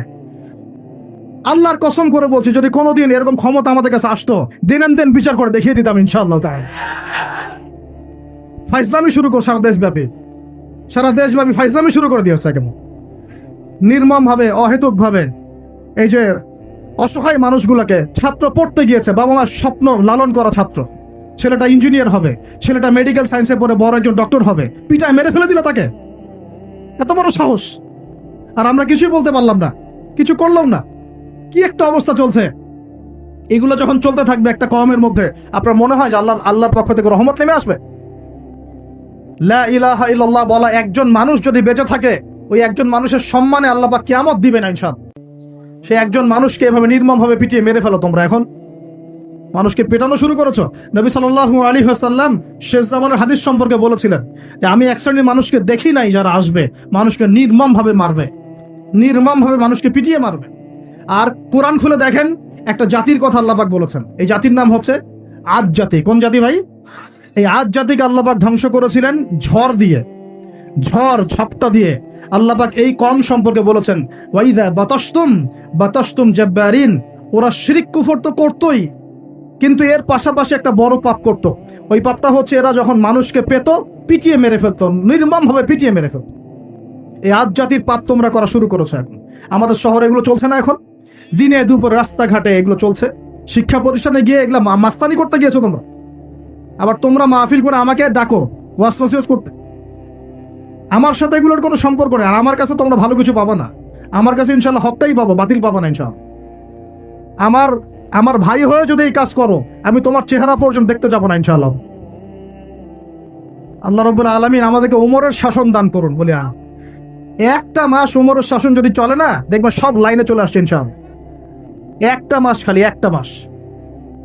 মাস খালি ধর্ষণের বিচার করা শুরু করেন, ধর্ষণ করার সাহস খুঁজে পাবে না ইনশাআল্লাহ। কোন মাদ্রাসাতে আমরা দেখেছি, কোন মাদ্রাসাতেও এই যে হাফেজ ছাত্র হতে গিয়েছে, বাবা মা হাফেজ বানাবে, মাদ্রাসায় পাঠিয়েছে, মাদ্রাসার শিক্ষক ছেলেটাকে বালাৎকার করে রেখে দিয়েছে। হ্যাঁ, ঢাকা শহরের ঘটনা বলছে। আমাদের সন্তানটাকে কোথায় পাঠাবো? তাও পাপ যেই করুক, পাপি। এখানে যদি দাড়ি টুপিওয়ালা মানুষও পাপ করে, তাকেও শাস্তির আওতায় নিয়ে আসতে হবে। আল্লাহ পাক তৌফিক দান। মাদ্রাসায় আপনি ছাত্রকে বালাৎকার করবেন, মাদ্রাসায় আপনি সমকামিতা করবেন, আপনার তো লিঙ্গ কেটে জাতির সামনে উপস্থাপন করা দরকার। ওমরের শাসন হলে এটাই হতো। ওমরের শাসন হলে, আল্লাহর কসম করে বলছে, এগুলোই হতো। ওয়াজ মাহফিল গুলাকে, দিনের এই পবিত্র আমানতগুলোকে অনেক জায়গায় ঠাট্টা মশকরার পাত্র বানানো হয়েছে। কোথাও দেখা যায় যে ওয়াজ মাহফিল সিজনে, যে বললাম, ডিজে জিকির চালু করা হয়েছে। ফাইজলামি শুরু করছো দিন নিয়ে, তোমরা ফাইজলামি শুরু করছো। আবার বলছো 22 বছর থেকে ওয়াজ করি, 22 বছর থেকে মানুষকে হাসাও, এটা বলতে পারো। আজ আবার কখন করলা? থ্রেট করো যে চোখ গরম করবা না। আল্লাহর কসম, যদি ক্ষমতা থাকতো হাড্ডি পিটায় ঠিক করে রাখিতাম ইনশাআল্লাহ। ওয়াজ মাহফিলের মঞ্চকে বসে তোমরা ডিজে জিকির বানাবা, এখানে ওয়াজ মাহফিলে ডিজে জিকির শিখাবা, মানুষকে বাউল বানানো শুরু করেছো, গাল গল্প কেচ্চা কাহিনী শুরু করেছো। ইনশাআল্লাহ তাআলা অচিরেই এই উম্মতের মধ্যে এমন নেতৃত্ব আসবে ইনশাআল্লাহ, যে নেতৃত্বের আন্ডারে ইনশাআল্লাহ তাআলা জমিন থেকে জুলুমের শেকড় উপরে যাবে ইনশাআল্লাহ। আমরা আল্লাহর কাছে দোয়া করি, আল্লাহ পাক আমরা বেঁচে থাকি না থাকি এমন প্রজন্ম যেন আল্লাহ পাক নিয়ে আসেন ইনশাআল্লাহ। সারা দুনিয়া জুড়ে ফাইজলামি শুরু হয়ে গেছে, সারা বিশ্ব জুড়ে। এই যে পশ্চিমাদের যে আগ্রাসন, মুসলিম বিশ্বের আনাচে কানাচে অসহায় মুসলিমদেরকে নির্যাতন করা হচ্ছে নির্মম ভাবে। একটা বাচ্চা সে জানে না যে শিয়া কি সুন্নি কি, বোম মেরে নষ্ট উড়িয়ে দেওয়া হলো, মাথার খুলি উড়িয়ে দেওয়া। একটা বাচ্চা, একটা মা জানে না শিয়াইজম কি সুন্নিজম কি, মিসাইল মেরে বোম মেরে হত্যা করে দেওয়া। ফাইজলামি শুরু হচ্ছে। সারা বিশ্ব জুড়ে এগুলো চলতেছে। সারা বিশ্ব জুড়ে মিডিয়ার মধ্য দিয়ে মুসলিমদেরকে আজকে সন্ত্রাসী বানানো হয়ে দিয়েছে। সারা বিশ্বে রক্তও ঝরবে আমাদের, আবার আমাদেরকেও সবাই সন্ত্রাসী বলে বেড়াবে। নাটক শুরু করেছে না, নাটক। সারা বিশ্ব জুড়ে সবচেয়ে শান্তিকামী মানুষ কারা? আমরা না অন্য কেউ আছে? সারা বিশ্বের মানুষের, নিরীহ মানুষের রক্ত কাদের হাতে লেগে আছে? আমাদের হাতে। আমরা ইরাকে মানুষ হত্যা করেছি, আমরা আফগানিস্তানে মানুষ হত্যা করেছি, আমরা উইঘুরদেরকে হত্যা করেছি, আমরা রোহিঙ্গাদেরকে হত্যা করেছি, আমরা বিগত 12, 14, 15 বছর ধরে সিরিয়াতে বাচ্চাদেরকে হত্যা করেছি, বিগত প্রায় 70 বছর থেকে প্যালেস্টাইনে আমরা মানুষকে হত্যা করেছি। আমরা কি এই যে লেবানন, জর্ডান এই জায়গাগুলোতে মানুষকে আমরা মারছি? তাহলে সারা বিশ্বে আমাদেরকে আজকে সন্ত্রাসী কেন বলা হয়? কি কারণে বলা হয়? আর আমরা কেউ কোনো কথাও বলি না, মন থেকে ঘৃণাও করি না। এই কথাগুলো বলবেন কারা? বলবেন তো আলেম ওলামারা। এখন যদি আমরা এই ওয়াজ মাহফিলের স্টেজগুলোকে সার্কাসের মঞ্চ বানিয়ে ফেলি, এই আমানতের হক কে আদায় করবে? কে আদায় করবে? আল্লাহ পাক আমাদের সবাইকে বোঝার তৌফিক দান করুন। আমরা আশা করি ইনশাআল্লাহু তাআলা আমাদের উপরে যারা আছেন তাদের বোধোদয় হবে ইনশাআল্লাহু তাআলা। আমরা কারো শত্রু নই, ইসলাম কারো শত্রু নয়, কারো খারাপ চায় না। ইসলাম চায় সমাজের ন্যায় প্রতিষ্ঠা হোক, এবং ন্যায়টা যে কারো হাত দিয়ে প্রতিষ্ঠা হোক, কোনো সমস্যা নেই। XYZ যেই হোক না কেন, যার হাতেই ন্যায় প্রতিষ্ঠা হবে আমরা তার জন্য দোয়া করবো ইনশাআল্লাহ। আর যে অন্যায়কে প্রশ্রয় দিবে, প্রতিষ্ঠা করবে, আমরা তার ধ্বংসের জন্য আল্লাহর কাছে দোয়া করবো ইনশাআল্লাহ। আর আল্লাহ পাকের গজব যখন নেমে আসবে কেউ ঠেকাতে পারবে না ইনশাআল্লাহ। আমি বলে দিয়েছি প্রথমেই, সবকিছুর মালিক কে? সব ক্ষমতা কার হাতে? প্রিয় যুবক ভাইয়েরা, স্পেশালি আগামী দিনে ইসলামের পতাকা হাতে নিয়ে বিশ্বকে চ্যালেঞ্জ করার জন্য এখন থেকে প্রস্তুত হয়ে যান। একদিনের মাহফিল দিয়ে কিচ্ছু হবে না, একদিনের মাহফিল দিয়ে গরম বক্তব্য দিয়েও কিছু হবে না। আপনাদের সবাইকে কনস্ট্রাকটিভ কাজ করতে হবে। প্রত্যেক মুসলিম ভাইকে 5 ওয়াক্ত নামাজ আদায় করতে হবে। আল্লাহ পাক তৌফিক দান করুন। প্রত্যেক ভাইয়ের যাদের যাকাত ফরজ হয়েছে, যাকাত অবশ্যই দিতে হবে ইনশাআল্লাহ। বেশি বেশি দান সদকা করবেন। নিজের পরিবারের মধ্যে কোনোভাবেই অনইসলামিক কোনো সংস্কৃতি আসতে দিবেন না। নিজের পরিবারের মধ্যে পর্দা প্রতিষ্ঠা করবেন। কোনো অবস্থাতেই হারাম রিজিকের দিকে যাবেন না ইনশাআল্লাহ। আপনার সন্তান সন্ততিদেরকে ছোটবেলা থেকেই মুসলিম রূপে মানুষ করবেন, কোনো রকম অমুসলিম কালচারে বড় করবেন না। আপনার সন্তানদেরকে ছোটবেলায় কোরআন শেখাবেন, হাদিস শেখাবেন, আলেম ওলামার সোহবত দিবেন, হকপন্থী আলেম চিনবেন, তাদের কাছে সন্তানদেরকে পাঠাবেন ইনশাআল্লাহ। ইসলামকে নিয়ে ঠাট্টা বিদ্রুপ করবেন না, রং তামাশা করবেন না। এই যুগ সম্পর্কে সচেতন থাকবেন। কি হচ্ছে, কি চলছে, হাদিসে কি আছে, কোরআনে কি আছে, সামনে কি হতে পারে, সচেতনতা তৈরি করবেন। এই চলমান ফিতনাময় পরিবেশে নিজের ঈমান আমলকে এমনভাবে ধরে রাখবেন যেমন করে হাতের মধ্যে মানুষ আগুন ধরে রাখে, ঈমান ধরে রাখে। পরিবারের মধ্যে বেপরদামিকে স্থান দিবেন না। পরিবারের ছেলে কি করছে, মেয়ে কি করছে, আপনার আত্মীয় স্বজনের হক ঠিক আছে কিনা, প্রতিবেশীর হক ঠিক আছে কিনা, প্রতিটা বিষয় as a Muslim leader of the family আপনাকে এগুলো দেখতে হবে। আল্লাহ পাক তৌফিক দান করুন। এবং বেশি বেশি সামাজিক কিছু অ্যাসোসিয়েশন গড়ে তুলবেন যেগুলো সামাজিক অন্যায়গুলোকে প্রতিরোধ করবে ইনশাআল্লাহ, সামাজিকভাবে ন্যায় ছড়িয়ে দিবে, সামাজিকভাবে ইসলাম ছড়িয়ে দিবে ইনশাআল্লাহ তাআলা। শিক্ষা প্রতিষ্ঠান গড়ে তুলবেন যেখানে জেনারেল এবং ইসলামিক শিক্ষার সমন্বয় থাকবে, আলোকিত প্রজন্ম গড়ে উঠবে ইনশাআল্লাহ তাআলা। এরকম সমাজের অবস্থায় কি আল্লাহর আযাব আসবে না রহমত আসবে? এই হচ্ছে আমাদের সমাজের অবস্থা। এখন কতগুলো বলে শেষ করব। প্রতি ঘরে ঘরে ব্যভিচার ঢুকে পড়েছে, ঘরে ঘরে ব্যভিচার, পরকিয়া ঢুকেছে, পরকিয়া। আর অর্থনৈতিক ক্ষেত্রে ঘরে ঘরে ঢুকেছে সুদ আর সুদ, ঘুষ ঢুকেছে ঘুষ, এদিকে সুদ ঢুকেছে, দুর্নীতি ঢুকেছে, অন্যের সম্পদ অন্যায়ভাবে হস্তক্ষেপ করার নোংরা সংস্কৃতি ঢুকে পড়েছে প্রত্যেক জায়গায় জায়গায়। আমাদের ইয়াং জেনারেশন নিজেদের ইতিহাস ভুলে গেছে যে আমরা কার উত্তরসূরি। খালেদ বিন ওয়ালিদের নামও তারা জানে না, উমর ইবনুল খাত্তাবের নাম জানে না, তারেক বিন জিয়াদকে চিনে না, মুহাম্মদ বিন কাসিমকে চিনে না। এরা ক্রিস্টিয়ানো রোনাল্ডোকে চিনে, এরা মেসিকে চিনে, নেইমারকে চিনে, এরা আমাদের ক্রিকেটারদেরকে চিনে। মাশা দেখো, দিন দিন আমরা বিপথে যাচ্ছি, তারা হেদায়েতের দিকে আসছে। বাংলাদেশ ক্রিকেট টিমের যে প্লেয়ার্সরা আছেন, আমার অনেকেই পরিচিত, এটা আপনারা জানেন ভালো, তারা এখন আগ্রহ নিয়ে বলছে ভাই আমরা সব প্লেয়াররা মিলে একটু বসতে চাই, দিনই আলাপ শুনবো, দিনের হেদায়েতের কথা শুনবো ইনশাআল্লাহ। আমি বললাম অ্যারেঞ্জ করেন ইনশাআল্লাহ, আমি যাচ্ছি ইনশাআল্লাহ। কত বড় সৌভাগ্য! এই মানুষগুলো যদি হেদায়েতের পথে আসে, তাদের কি স্ট্যাটাস আছে না, ইকোনমিক বেস আছে না, তাদের দ্বারা ইসলামের খেদমত সম্ভব না? বড় বড় যারা জুডিশিয়াল ম্যাজিস্ট্রেট আছেন তারা এখন বলেন যে আমরা ইনশাল্লাহ প্রোগ্রাম অ্যারেঞ্জ করব, এসে আপনি আমাদেরকে ওয়ার্ল্ড অ্যাফেয়ার্স বোঝাবেন। যারা এখন বিপদগামী ছিলেন আমরা মনে করতাম, তারাই এখন হেদায়েতের দিকে আসছেন, আর আমরা এখন মুসলিম ঘরে জন্মগ্রহণ করে নামাজ ছেড়ে দিচ্ছি, কোরআন পড়া ছেড়ে দিচ্ছি। এটা কি ধরনের কথা? আমার পরিবারের মা বোনরা কিভাবে বেপরদায় বাইরে যায়? আমার পরিবারের কর্তা আমি কেমন করে আমার পরিবারের স্ত্রী সন্তান মেয়েরা বাইরে বেপরদায় যাবে? কিভাবে যাবে? আমি তো পরিবারের কর্তা, আমি পরিবারের স্বামী, আমার স্ত্রী কেমন করে বেপরদায় বাইরে যাবে? আমার ছেলে কেন নামাজ পড়বে না? নামাজ না পড়ে সে ভাত খাবে কিভাবে? নামাজ না পড়ে আমার পরিবারে আমার ছেলে ভাত খাবে কিভাবে? আমার মেয়ে কেমন করে ভাত খাবে? অতএব পরিবারটাকে শক্ত করেন, হালাল খান, সামাজিকভাবে ইসলামটাকে এগিয়ে নেন, ইনশাআল্লাহ দেখবেন একদিন বড় পরিসরে ইসলাম কায়েম হয়ে যাবে ইনশাআল্লাহ। আর আমরা কারোর জন্য বদদোয়া করব না, আমরা দোয়া করব আল্লাহ পাক যেন ঊর্ধ্বতন কর্তৃপক্ষ সবাইকে হেদায়েত দান করেন এবং অন্যায়ের বিরুদ্ধে দাঁড়ানো তৌফিক দান করেন, এবং তাদের হাতে হলেও আল্লাহ পাক যেন ন্যায় প্রতিষ্ঠা করার তৌফিক দান করেন। আর ন্যায় কোনটা ন্যায় কোনটা অন্যায়, এগুলো এইসব প্রোটেস্ট্যান্ট মুসলিমরা আপনাদেরকে শেখাতে পারবে না। যারা ইসলাম, কোরআন, সুন্নাহ, সমকালীন বিশ্ব ইতিহাস, অর্থনীতি, সংস্কৃতি, দেশীয় কালচার সব সম্পর্কে জ্ঞান রাখে, এই মানুষরা আপনাকে বলতে পারবে কোনটা সত্য কোনটা মিথ্যা, কোনটা হক কোনটা বাতিল। একজন কবর পূজারী আপনাকে কি হেদায়েত দিবে? একজন মাজার পূজারী আপনাকে কি হেদায়েত দিবে? একজন বেদাতি আপনাকে কি হেদায়েত দিবে? হেদায়েত তো নিতে যান খালি ওদের কাছে, আর জ্ঞানী মানুষকে তো মূল্যায়ন করেন না। যারা বুদ্ধি বিক্রি করে খায় ওদের কাছে পরামর্শ নিচ্ছেন, আর কিছু বিষয় বলতে বলতে মুখের ফেনা উঠিয়ে দিলাম, তারপরেও কোনোদিনও বললেন না যে হ্যাঁ কথাটা গ্রহণ করা যায়। কি আশ্চর্য! যখন একটা সমাজের মধ্যে এই পাপগুলো ছড়িয়ে পড়বে তখন আল্লাহ পাকের গজব আসবে, এটা আসবেই। প্রতিরোধ করার কোনো সুযোগই নাই, আপনাকে প্রতিকারও করার কোনো সুযোগ নাই। তওবা করে আল্লাহর কাছে ফিরে আসতে হবে, এটাই সলিউশন, এটাই সলিউশন।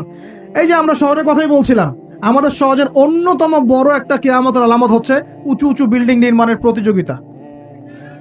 নবীজি জীবনের শেষের দিকে যে হাদিসগুলো বলেছেন, শেষের দিকে, তার মধ্যে কিয়ামতের বড় দুইটা আলামত বলেছেন। তার মধ্যে একটা হচ্ছে ওয়ান তারাল হুফাতাল উরাতাল আলাতা রিয়াশাই ইয়াতাতাওয়ালুনা ফিল বুনিয়ান, যখন দেখবে সমাজের সবচেয়ে নিম্ন শ্রেণীর মানুষেরা, রাখাল টাইপের মানুষ, গায়ে জামা নাই, পায়ে স্যান্ডেল নাই, উঁচু উঁচু বিল্ডিং নির্মাণের প্রতিযোগিতা করছে। ধনীরা বিল্ডিং নির্মাণ করবে এমনটা নবীজি বলেন নাই। নবীজি বলছেন গরিব, ফকির, মিসকিন, গায়ে কাপড় নাই, স্যান্ডেল নাই, এরা বিল্ডিং নির্মাণ করবে না, প্রতিযোগিতা করবে একে অপরের সাথে। এখনকার আরব বিশ্বটের জাজল্যমান দৃষ্টান্ত, এখনকার আরব বিশ্বটের জাজল্যমান দৃষ্টান্ত। অনেক সালফে সালাইন বলেছেন যে এই হাদিস থেকে আরবদেরকে ইশারা করা হয়েছে। এটা আমাদের ঢাকার মধ্যে চলে আসছে। আজ কালকে যার এক জারা টাকা পয়সা ছিল না, আজকে 10তলা 20তলা ফ্ল্যাটের মালিক। কিভাবে সম্ভব? সুদের মধ্য দিয়ে সম্ভব, দুর্নীতির মধ্য দিয়ে সম্ভব, কালো টাকার মধ্য দিয়ে সম্ভব, অন্যের সম্পদ অন্যায়ভাবে হস্তক্ষেপ করার মধ্য দিয়ে সম্ভব। আর মাশাআল্লাহ, যার একটা 5-10 তলা বাড়ি আছে আমাদের শহরে, অন্য মানুষকে মানুষই মনে করে না, ভাড়াটিয়াকে মনে করে যে তেলাপোকা, ককরোচ, ছিছি করে তাড়াচ্ছে। কত যে শর্ত! কোনো কোনো সময় এমনও হয়েছে মানে বাড়ি ভাড়া চাইতে গিয়ে যে বেইজ্জত হতে হয়েছে, মনে হলো যে বাড়ি ভাড়া চাইতে গিয়ে মানে নিজের সম্মান নিজে নষ্ট করে ফেললাম আর কি। সুবহানাল্লাহ।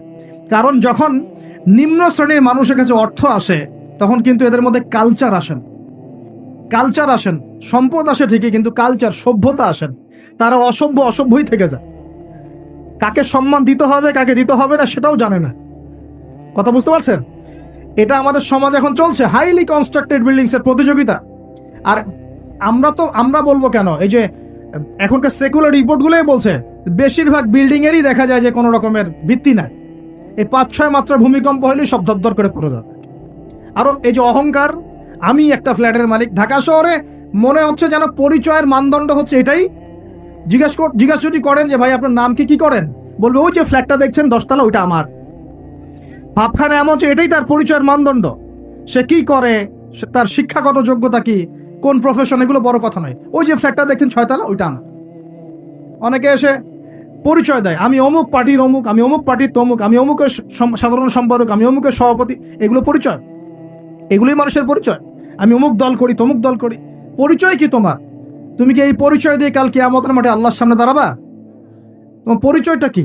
পরিচয় হচ্ছে তোমার শিক্ষাগত যোগ্যতা কি, তুমি সমাজকে কতটুকু সার্ভ করতেছ, তোমার ইলমি যোগ্যতা কি, তুমি পাঁচ ওয়াক্ত নামাজ পড়ো কিনা, তুমি ইসলামপন্থী কিনা, তোমার সুন্নত আছে কিনা, তুমি দিনের জন্য কি করো, এগুলো তোমার পরিচয়। আল্লাহ রাব্বুল আলামিন আমাদের কথাগুলো বোঝার তৌফিক দান করুন। আমাদের সমাজে হাইলি কনস্ট্রাক্টেড বিল্ডিংস এর এগুলো প্রতিযোগিতা চলছে। দেখেন, বিল্ডিং নির্মাণ করা পাপের কিছু নয়, কিন্তু এগুলোর মধ্য দিয়ে অহংকার করাটাই পাপের। আর অহংকার করলে আল্লাহ পাক এগুলোকে ধসিয়ে দিতে সময় নেবেন না। আল্লাহ পাক আমাদেরকে বোঝার তৌফিক দান করুন। আমাদের সমাজে রন্ধে রন্ধে এগুলো চলছে, আমানতের খেয়ানত, অবিশ্বাস, সুদ চলছে, জেনা চলছে, ফ্ল্যাটে ফ্ল্যাটে জেনা চলছে, ফ্ল্যাটে ফ্ল্যাটে জেনা। আর জেনা মানে শুধু শারীরিক ইলিগেল ফিজিক্যাল রিলেশনশিপই নয়, জেনার মধ্যে চোখের জেনা আছে, কথার জেনা আছে, চলাফেরার জেনা আছে। নবীজি বলেছেন শেষ জামানায় এক শ্রেণী মেয়ে আসবে যারা পুরুষের কাপড় পরে ঘুরবে। এটা দেখার জন্য আপনি ঢাকার শপিং মলে চলে যান, শপিং মলে যান, কিয়ামত দেখতে পারবেন। কিয়ামত কাকে বলে? কিয়ামত কাকে বলে? কেউ কেউ দেখা যায় সুন্দর সুন্দর বোরখা বানিয়ে নিয়েছে, যে বোরখাগুলো পরেও তার মানে শরীরে কাঠামো স্পষ্ট বোঝা যাচ্ছে। এখানে আপনি কাকে দায়ী করবেন, কাকে দোষ দিবেন? অবৈধ সম্পর্ক ঢাকা শহরে রন্ধ্রে রন্ধ্রে ঢুকে গেছে। অবৈধ সম্পর্ক, টিনেজ 8-10 বছর, ক্লাস 8-এ পড়ে, ক্লাস 9-এ পড়ে, 10-এ পড়ে, এদের মধ্যে ইলিগেল সম্পর্ক চলছে। ইউনিভার্সিটিতে পড়ে, স্কুল কলেজ পাশ করে বিশ্ববিদ্যালয়ে গিয়েছে, ব্যাস ও মনে হয় যে একেবারে পাখা ওর গজায় গেছে, যা ইচ্ছা তাই করতে পারে। মেয়েকে দিয়েছেন একটা স্মার্টফোন, ব্যাস নষ্ট হয়ে গেছে। ছেলেকে দিয়েছেন একটা বাইক, ও দেখ মাদকের আসরে বসে আছে। কি একটা অবস্থা! এই যুব সমাজ কি আগামী দিনে ইসলামের পতাকা বহন করবে? এই যুব সমাজকে দিয়ে ইসলামের বিজয় লাভ হবে, নাকি আমাদের একটা ঈমান দীপ্ত যুব সমাজ দরকার? কোনটা? আল্লাহ পাক আমাদের সবাইকে আল্লাহর পক্ষ থেকে ঈমান দান করুন। আর আমি আর লম্বা করতে থাকলে সারা রাত যাবে গা। আমি আপনাকে গুছায় নিয়ে এসে শেষ করে দিচ্ছি যে এর পাশাপাশি কোন কোন পাপ ছিল, যে পাপগুলোর কারণে আল্লাহ পাক এই গজবগুলো দিয়েছিলেন, এবং এই ঢাকা শহর সহ এই বড় বড় শহরগুলা এই পাপের মধ্যে আছে কি না আপনি নিজেই যাচাই করুন। যাচাই কে করবে? আপনি যাচাই করবেন, আমি যাচাই করব না। 1 নাম্বার শিরকের পাপ, আছে না নাই? কুফরির পাপ 2, আছে না নাই? আমানত উঠে যাওয়া, আছে না নাই? আমানত উঠে যায় নাই? কেএফসিতে যান, মরামুরগি খাবেন, আমানত উঠে গেছে। মসজিদ থেকে শুরু করে উপর লেভেল পর্যন্ত কোন জায়গায় আমানত আছে? কেউ বলছে যে আমি জনগণের কল্যাণে নিজেকে নিয়োজিত করেছি, উপর থেকে হাতি আসলে ও খাইতে খাইতে খাইতে মাসি বানায় দেয় না এগুলা? একটা বাজেট আসছে 1 কোটি টাকার, দেখবেন আস্তে আস্তে আস্তে 10 লাখ টাকায় নেমে আসছে, শেষ নাই। এ খাবে 10, ও খাবে 5, এ খাবে 5 করতে করতে করতে জনগণ খাবে 10। তা আমানত উঠে যায় নাই সমাজ থেকে? 3 নাম্বার, আমানত উঠে যাবে। 4, বিশ্বাস উঠে যাবে। বিশ্বাস উঠে গেছে না? বাবাও ছেলেকে বিশ্বাস করতে পারে না, এখন স্বামী স্ত্রীকে বিশ্বাস করতে পারে না। মনে রাখবেন, একটা সমাজে যদি বিশ্বাস না থাকে একের প্রতি অন্যের, এই সমাজের মধ্যে কখনো শান্তি আসবে না। আপনি পরিবারেই শান্তি পাবেন না, সমাজ তো পর দূরের কথা। এবার আসেন 5 নাম্বার হচ্ছে মাপে কম দেওয়া। মাপে কি ভাই? এই মাপে কম দেওয়াটা আমাদের সমাজে পাপের মধ্যে নাই। ব্যবসায়ী যারা আছেন সতর্ক হয়ে যান। আপনি যদি মাপে কম দেন, এই পুরো রিজিক আপনার জন্য হারাম হয়ে যাবে, পুরা রিজিকটাই। এই রিজিকের ইবাদত আল্লাহর দরবারে যদি কবুল হয়, তাহলে কোরআন হাদিস মিথ্যা হয়ে যাবে। নাউজুবিল্লাহ। কোরআন হাদিস কি মিথ্যা? এই রিজিক যদি খেয়ে ইবাদত আল্লাহর কাছে কবুল হয়, তাহলে কোরআন সুন্নাহ মিথ্যা হয়ে যাবে। নাউজুবিল্লাহ। আল্লাহ পাক বলেছেন এই মাপে কম দেয়া হারাম রিজিক খেয়ে ইবাদত করলে ইবাদত কবুল হবে না। পৃথিবীতে সর্বপ্রথম কওমে মাদিয়ানকে ভূমিকম্প দিয়ে ধ্বংস করে দেওয়া হয়েছিল। তাদের প্রধান অপরাধ ছিল মাপে কম দেওয়া, যেটা আমাদের মধ্যে ছড়িয়ে পড়েছে। মাপে কম দিচ্ছি আমরা। এই যে রমজান মাস সামনে আসে, দেখে নিয়েন বহু ব্যবসায়ী তাহাজ্জুদ পড়বে, তারাবিও পড়বে, মসজিদে গিয়ে ফটর ফটর করা শুরু করবে। লাইট নাই কেন, এসি নাই কেন, ফ্যান চলে না কেন, বড় বড় কথা। সারা বছর তো মসজিদে আসে নাই, তারাবির নামাজে আসবে। আবার দেখবেন অনেকে সারাদিন তো মসজিদ নাই, জুমার দিনে যায়, জুমার দিনে গিয়ে বলে ইমাম সাহেব ওটা করেন নাই কেন, এই মুয়াজ্জিন সাহেব এটা করেন নাই কেন। আছে না এমন লোক? এই শ্রেণী মানুষ আছে দেখবেন, এরাই ফটর ফটর বেশি করে রমজান মাসে দেখবেন নামাজে তারাবিও পড়বে, মাপেও কম দিবে। এরকম লোক আছে না? মাপে যারা কম দেয়, এই পাপের কারণে সমাজের মধ্যে দুর্ভিক্ষ নেমে আসে। আমাদের অর্থনৈতিক অবস্থা এমন জায়গায় দাঁড়িয়ে আছে না, দুর্ভিক্ষ যদি চলে আসে অবাক হওয়ার কিচ্ছু নাই। দুর্ভিক্ষ চলে আসলে আপনার অবাক হতে পারেন, আমি অবাক হব না। এমন একটা জায়গায় দাঁড়িয়ে আছে। এমন একটা জায়গা দেয়। এবং রমজান, এই রমজান মাসে এমনি তো দ্রব্যের দাম বেড়ে যায়, এবার যার কি হবে আল্লাহ ভালো জানে।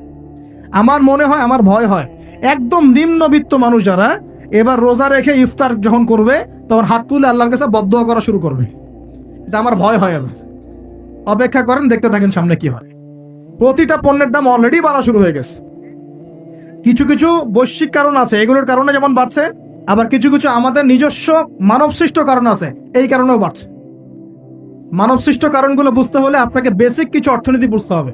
এটা পড়াশোনা করেন, দেখবেন। আমি গত লেকচারে বলেছি, আল্লাহ রাব্বুল আলামিন আমাদের সবাইকে হালাল খাওয়ার তৌফিক দান করুন। সমাধান কি তাহলে? সমাধান হচ্ছে অপচয় কমাতে হবে। 5টা খেজুরে ইফতার হয়ে গেলে 6 নম্বর খেজুর দান করে দেন। 6 নম্বর খেজুর দান করে দেন। সদকাগুলো বেশি বেশি বাড়িয়ে দেন। এই যে মানুষগুলো খেতে পারবে না, ওদের ঘরে ঘরে গিয়ে ইফতারগুলো পৌঁছে দেন। মাসের বাজার করে দেন। যাদের সামর্থ্য আছে, জাকাত ফরজ হয়েছে, জাকাতগুলো দিয়ে দেন। আল্লাহ পাক তৌফিক দান করুন। দুর্নীতি বন্ধ করেন, কালো টাকা বন্ধ করেন। কত টাকা পাচার হয়ে গেল বিদেশে, সেগুলো কে ফিরিয়ে নিয়ে আসবে? এ দায়িত্ব কার? মনে রাখবেন, একটা পাপের হিসেব না দিয়ে কাল কিয়ামতের মাঠে কোনো দায়িত্বশীল পার পাবে না ইনশাআল্লাহ। কোনো দায়িত্বশীল না। না, এই যে আমি লেকচার দিচ্ছি না, আল্লাহ পাক আমাকেও দাঁড় করাবেন। দাঁড় করায় বলবেন, তোমাকে আমি দিনের যে জ্ঞান দিয়েছিলাম সেই জ্ঞানের হক তুমি আদায় করেছো কিনা হিসেব দেওয়া। এই যে বড় বড় মুফাসসিরে কোরআন, মুফতি, মুহাদ্দিস বসাচ্ছেন, পাংখা দিয়ে বাতাস করছেন, হ্যাঁ, চা খাওয়াচ্ছেন, কফি খাওয়াচ্ছেন। এক একজনকে আল্লাহ পাক দাঁড় করাবেন, বলবেন কোরআন সুন্নাহর যে আমানত দিয়েছিলাম সে আমানতের সাথে কতটুকু তুমি হক আদায় করেছো, হিসেব না দিয়ে পার পাবে না তুমি। ফাইজলামি মনে করেছেন নাকি দিনকে? ঠিক একইভাবে সমাজের, রাষ্ট্রের দায়িত্ব আল্লাহ পাক যাদেরকে দিয়েছেন, এক একজন ব্যক্তিকে আল্লাহ পাক দাঁড় করাবেন। দাঁড় করে জিজ্ঞাসা করবেন, কোন কোন জনগণের কোন কোন হক তুমি নষ্ট করেছো, কার কার হক দিয়েছো, কার কার দেও নাই, সবার সামনে হিসাব দাও, তারপর জান্নাতে যেতে পারবে। এত সহজ না, এত সহজ না। দুনিয়ার জীবনের প্রতিটা কাজের হিসাব আল্লাহর কাছে দিতে হবেই হবে, এটা গ্যারান্টি। এই প্রতিটা মেয়েকে আল্লাহ জিজ্ঞাসা করবেন, তোমাকে পর্দার বিধান দিয়েছিলাম, কেন পর্দা করো? প্রত্যেক মুসলিমকে আল্লাহ জিজ্ঞাসা করবেন, 5 ওয়াক্ত নামাজ ফরজ করেছিলাম, নামাজ পড়ো নাই কেন? ঠিক মতো পড়েছো কিনা? প্রত্যেক ধনীকে আল্লাহ জিজ্ঞাসা করবেন, দাঁড় করিয়ে করিয়ে, এক একজন করে, একসাথে 10 জন না, একজন একজন একজন করে আসবে। একজন করে, এই আব্দুল্লাহ তুমি আসো, এই আব্দুর রহমান তুমি আসো, এই ওবায়দুল্লাহ তুমি আসো, এই রহিম তুমি, আব্দুর রহিম তুমি আসো। এক একজন করে আল্লাহ ডাকবেন, বলো তোমাকে ধন দিয়েছিলাম, কি করেছো? বলো তোমাকে ইলম দিয়েছিলাম, হক আদায় করেছো কিনা? বলো তোমাকে ক্ষমতা দিয়েছিলাম, কি করেছো? আমি জানি না আর কিভাবে ওয়াজ নসিহত করলে মানুষের কলিজার মধ্যে ঢুকতে পারে, আমার জানা নাই। আমি সহ প্রতি ব্যক্তি এই বিচারের সম্মুখীন হবেই হবে ইনশাআল্লাহ। আল্লাহ পাক আমাদের সবার জন্য বিচারটা সহজ করুন এবং এই কথাগুলো বুঝে আল্লাহকে ভয় করার তৌফিক দান করুন। আমাদের আন্ডারে যারা আছে সবার হিসেব আমাকে দেওয়া লাগবেই। অতএব সমাজ থেকে দুর্নীতি বন্ধ করেন, পাচার হওয়া সব কালো টাকা সাদা করে নিয়ে আসেন, অপচয় কমান, দুর্নীতি কমান, এবং যারা জুলুম জালেম ওদের সাথে কোনো আপোষ করবেন না। সমাজে ন্যায় বিচার প্রতিষ্ঠা করার চেষ্টা করেন। জালেম যদি আপনার নিজের স্ত্রী হয়, নিজের সন্তান হয়, তাকেও শাস্তি দেওয়ার ব্যাপারে যাররা পরিমাণ মায়া দয়া প্রদর্শন করবেন না। এটা হবে ওমরের শাসন ইনশাআল্লাহ। ওমর রাদিয়াল্লাহু আনহুর ছেলে অন্যায় করেছিল না, সবার সামনে পিটিয়ে ওমর রাদিয়াল্লাহু আনহুর হাতেই তার মৃত্যু হয়ে গেছে। আল্লাহ পাক, আল্লাহ আর কি বলবো, আর কি বলার বাকি আছে? আল্লাহ রাসূল সাল্লাল্লাহু আলাইহি ওয়াসাল্লাম বলছেন, হে ফাতিমা, আমার মেয়ে ফাতিমাও যদি চুরি করত, আমার মেয়ে ফাতিমার হাতটা কেটে ফেলে দিতাম। কে বলছে না? আমাদের নবী মুহাম্মদ সাল্লাল্লাহু আলাইহি ওয়াসাল্লাম বলছেন, আমার মেয়ে ফাতিমাও যদি চুরি করত, তার হাতও আমি কেটে ফেলে দিতাম একেবারে। আর আমরা আমাদের দলের লোক, আমাদের সংগঠনের লোক, আমাদের সামাজিক সংগঠনের লোক, আমার চাচা, আমার মামা, আমার খালু, আমার অমুক, এই করতে করতেই তো সব শেষ করে ফেললো। একটা সাইন করে দিলাম, যাও ওখানে যাও, তোমার জব হয়ে যাবে। আমার মামা হয়, যোগ্যতা থাকার না থাক, আমার ভাইগনা, যাও সাইন করে দিলাম, চলে যাও, চাকরি হয়ে যাবে। অথচ যাদের চাকরি পাওয়ার যোগ্যতা ছিল, ওর রাস্তা রাস্তায় ঘুরে ভ্যান চালাচ্ছে এখন বসে বসে। আপনি ভাবছেন যে এগুলোর হিসাব দেওয়া লাগবে না? এক একটা পাপের হিসাব আল্লাহর কাছে দেওয়া লাগবে, এক একটা পাপ। তুমি অমুক পাওয়ার দেখায় একটা মানুষকে পিটায় মেরে ফেলে দিলা, অমুক পাওয়ার দেখায় একজনের সম্পদ কলমের খোঁচা দিয়ে দখল করে ফেলে দিলা, মনে করলা যে কেউ দেখলো না। খালি নিঃশ্বাসটা বন্ধ হোক, কবরে যাও, আল্লাহ দেখাবে তোমাকে। খালি কবরে যাও, মুনকার আর নেকির যখন আসবে, চোখগুলো হবে নীল রঙের চোখ, ভয়ঙ্কর। কেমন চোখ ভাই? নীল রঙের ভয়ঙ্কর চোখ। আমি বলি একটা হাদিস, কোন একজন নবী আল্লাহকে বলেছিলেন যে আল্লাহ, আমি মারা যাওয়া কোনো মানুষকে দেখতে চাই, সে কেমন আছে। এটা শোনেন ভালো করে হাদিসটি। মারা যাওয়া কোনো মানুষকে আমি দেখতে চাই, সে কেমন আছে। আল্লাহ পাক সেই নবীর আরজি কবুল করলেন, বললেন আচ্ছা ঠিক আছে দেখাচ্ছি। কবরের সামনে গিয়ে দাঁড়ালেন। 1000 বা 2000 বছর আগের কোনো ব্যক্তি যে মারা গেছে তাকে কবর থেকে চিন্তা করা, নবী দেখছেন এবং সে ভয় থরথর করে কাঁপছে, এখনো ভয় থরথর করে কাঁপছে। নবীজি আমাদের নবী নন, অন্য কোনো নবী তিনি। সেই নবী বলছেন যে তুমি ভয় কাঁপছো কেন? তুমি কত বছর আগে ইন্তেকাল করছো, কি তোমার হালচাল বলো আমাকে। সেই ব্যক্তি বলছে আমি আজকে থেকে 1000 বা 1500 বছর আগে মারা গেছে। আমি ভয়ে কাঁপছি। যখন আমি মারা যাচ্ছিলাম, মালাকুল মউত যে আকৃতি নিয়ে আমার সামনে এসেছিল, ওই আকৃতি আমি এখনো ভুলতে পারি না, তাই দেখে আমি থরথর করে কাঁপছি। তিনি বলছেন যে আমি 1500 বছর হয়ে গেছে আমার মউতের, কিন্তু আমার দেহ থেকে এখন পর্যন্ত রূহ কবজ করার যে কষ্ট, এই কষ্ট এখনো যায় নাই। আর এই সব দুর্নীতি করে আর অন্যায় করে মানুষের সম্পদ আত্মসাৎ করে অন্যের উপর অত্যাচার করে আমরা ভাবছি যে আমরা কালকে আমাদের মাঠে পার পেয়ে যাবো। খালি কবরও যাও, তারপর বুঝবো। আল্লাহ রাব্বুল আলামিন আমাদের সবাইকে হৃদয়ের চোখটা খোলার তৌফিক দান করুন, হৃদয়ের কান দিয়ে কথাগুলো শোনার তৌফিক দান করুন, এবং আমাদের সবার মৃত কলব জীবিত করার তৌফিক আল্লাহ দান করুন। এই মাপে কম দেয় একটা পাপ যে বললাম সুদ, একটা বলেছি যে জেনা, একটা ব্যভিচার, আমানতের খেয়ানত, হ্যাঁ। তারপরে যার যোগ্যতাহীন ব্যক্তিকে যখন আপনি দায়িত্ব দিবেন, যখন মানুষ স্ত্রীর আঁচল ধরে বসে থাকবে, মায়ের সাথে খারাপ ব্যবহার করবে, বাবাকে দূরে ঠেলে দিবে, বন্ধু বান্ধবদের কাছে নিয়ে আসবে, যখন মসজিদগুলো হট্টগোল হবে, শোরগোল হবে, মসজিদ চাকচিক্যময় হবে, হেদায়েত উঠে যাবে, যখন দেখবেন সময় সংক্ষিপ্ত হয়ে আসছে, যখন দেখবেন যে জহরতুল কায়নাত, গান বাজনা বাদ্যযন্ত্রের সাথে সম্পৃক্ত যারা আছে, এই যে নর্তকী, এদের সংখ্যা বাড়তে থাকবে। ইউজাফু আলা রুউসিহিম বিল মাআজিফ, মানুষের কানের পাশে বাদ্যযন্ত্র বাজবে। মানুষ যখন এই যে মদকে হালাল মনে করবে, শুরিবাতিল খমর, মদ যখন মানুষ খাওয়া শুরু করবে, জেনাকে হালাল মনে করা শুরু করবে, হ্যাঁ, যখন মানুষ আত্মীয়তার সম্পর্ক নষ্ট করা শুরু করবে, এই যে যত রকম পাপ আপনি দেখছেন যে আমাদের এই সমাজগুলোতে চলছে, এগুলো যখন চলতে থাকবে, তখন আল্লাহর পক্ষ থেকে এই যে আসমানি গজব, জমিনের বালা, এই ভূমিকম্প বলেন, জালজালা, মহামারী, হ্যাঁ, আপোষের মারামারি, হত্যা, রাহাজানি, এই যে আপনার আর কি বলবো, আর কি আছে, এই যে আকৃতি বিকৃতি হওয়া, ভূমি ধসে যাওয়া, আসমানের গজব, মহাপ্লাবন, জলোচ্ছ্বাস, এই বন্যা ইত্যাদি, যে পাপগুলোতে আল্লাহ পাক বিভিন্ন জাতিকে ধ্বংস করেছেন, এই সমস্ত আযাব আল্লাহর পক্ষ থেকে একটা একটা করে আসতে থাকবে, একটা একটা করে। স্পেশালি 4-5টা। একটা হচ্ছে রিহুন হামরা, গরম বাতাসের আযাব আসবে, গরম বাতাস আসতে থাকবে, গরম, এমন গরম বাতাস আসবে যে বাতাসে জনগণের বেঁচে থাকা অতিষ্ঠ হয়ে যাবে মানুষ। 2 নম্বর আসবে জালজালা, এমন ভূমিকম্প, সানাওয়াতু জালাজিল, ভূমিকম্পের বছরগুলো, 1-2টা না, বছরগুলো একটার পর একটা আসতে থাকবে। আর কি আসবে? খসফন, মানে জমিন ভিতরে ধসে যাবে, নিচে নেমে যাবে। আর মাসখান, মানুষের আকৃতি পরিবর্তন হয়ে যাবে। আর কযফান, আকাশ থেকে পাথরের বৃষ্টি বর্ষণ করা, এগুলো আসতে থাকবে। এছাড়া আমাদের হাতের কামাইগুলো তো আছেই। আল্লাহ রাব্বুল আলামিন আমাদের সবাইকে, স্পেশালি ঢাকা শহরের বাসিন্দা আমরা যারা আছি, আমরা যারা দিনী ভাই, আমাদেরকে সমস্ত পাপগুলো ছেড়ে দেওয়ার তৌফিক দান। আল্লাহ পাক আমাদের সবাইকে শিরকের পাপ ছেড়ে দেওয়ার তৌফিক দান করুন, কুফরের পাপ ছেড়ে দেওয়ার তৌফিক দান করুন। এই অহংকার, সম্পদের অহংকার আল্লাহ পাক বন্ধ করার তৌফিক দান করুন।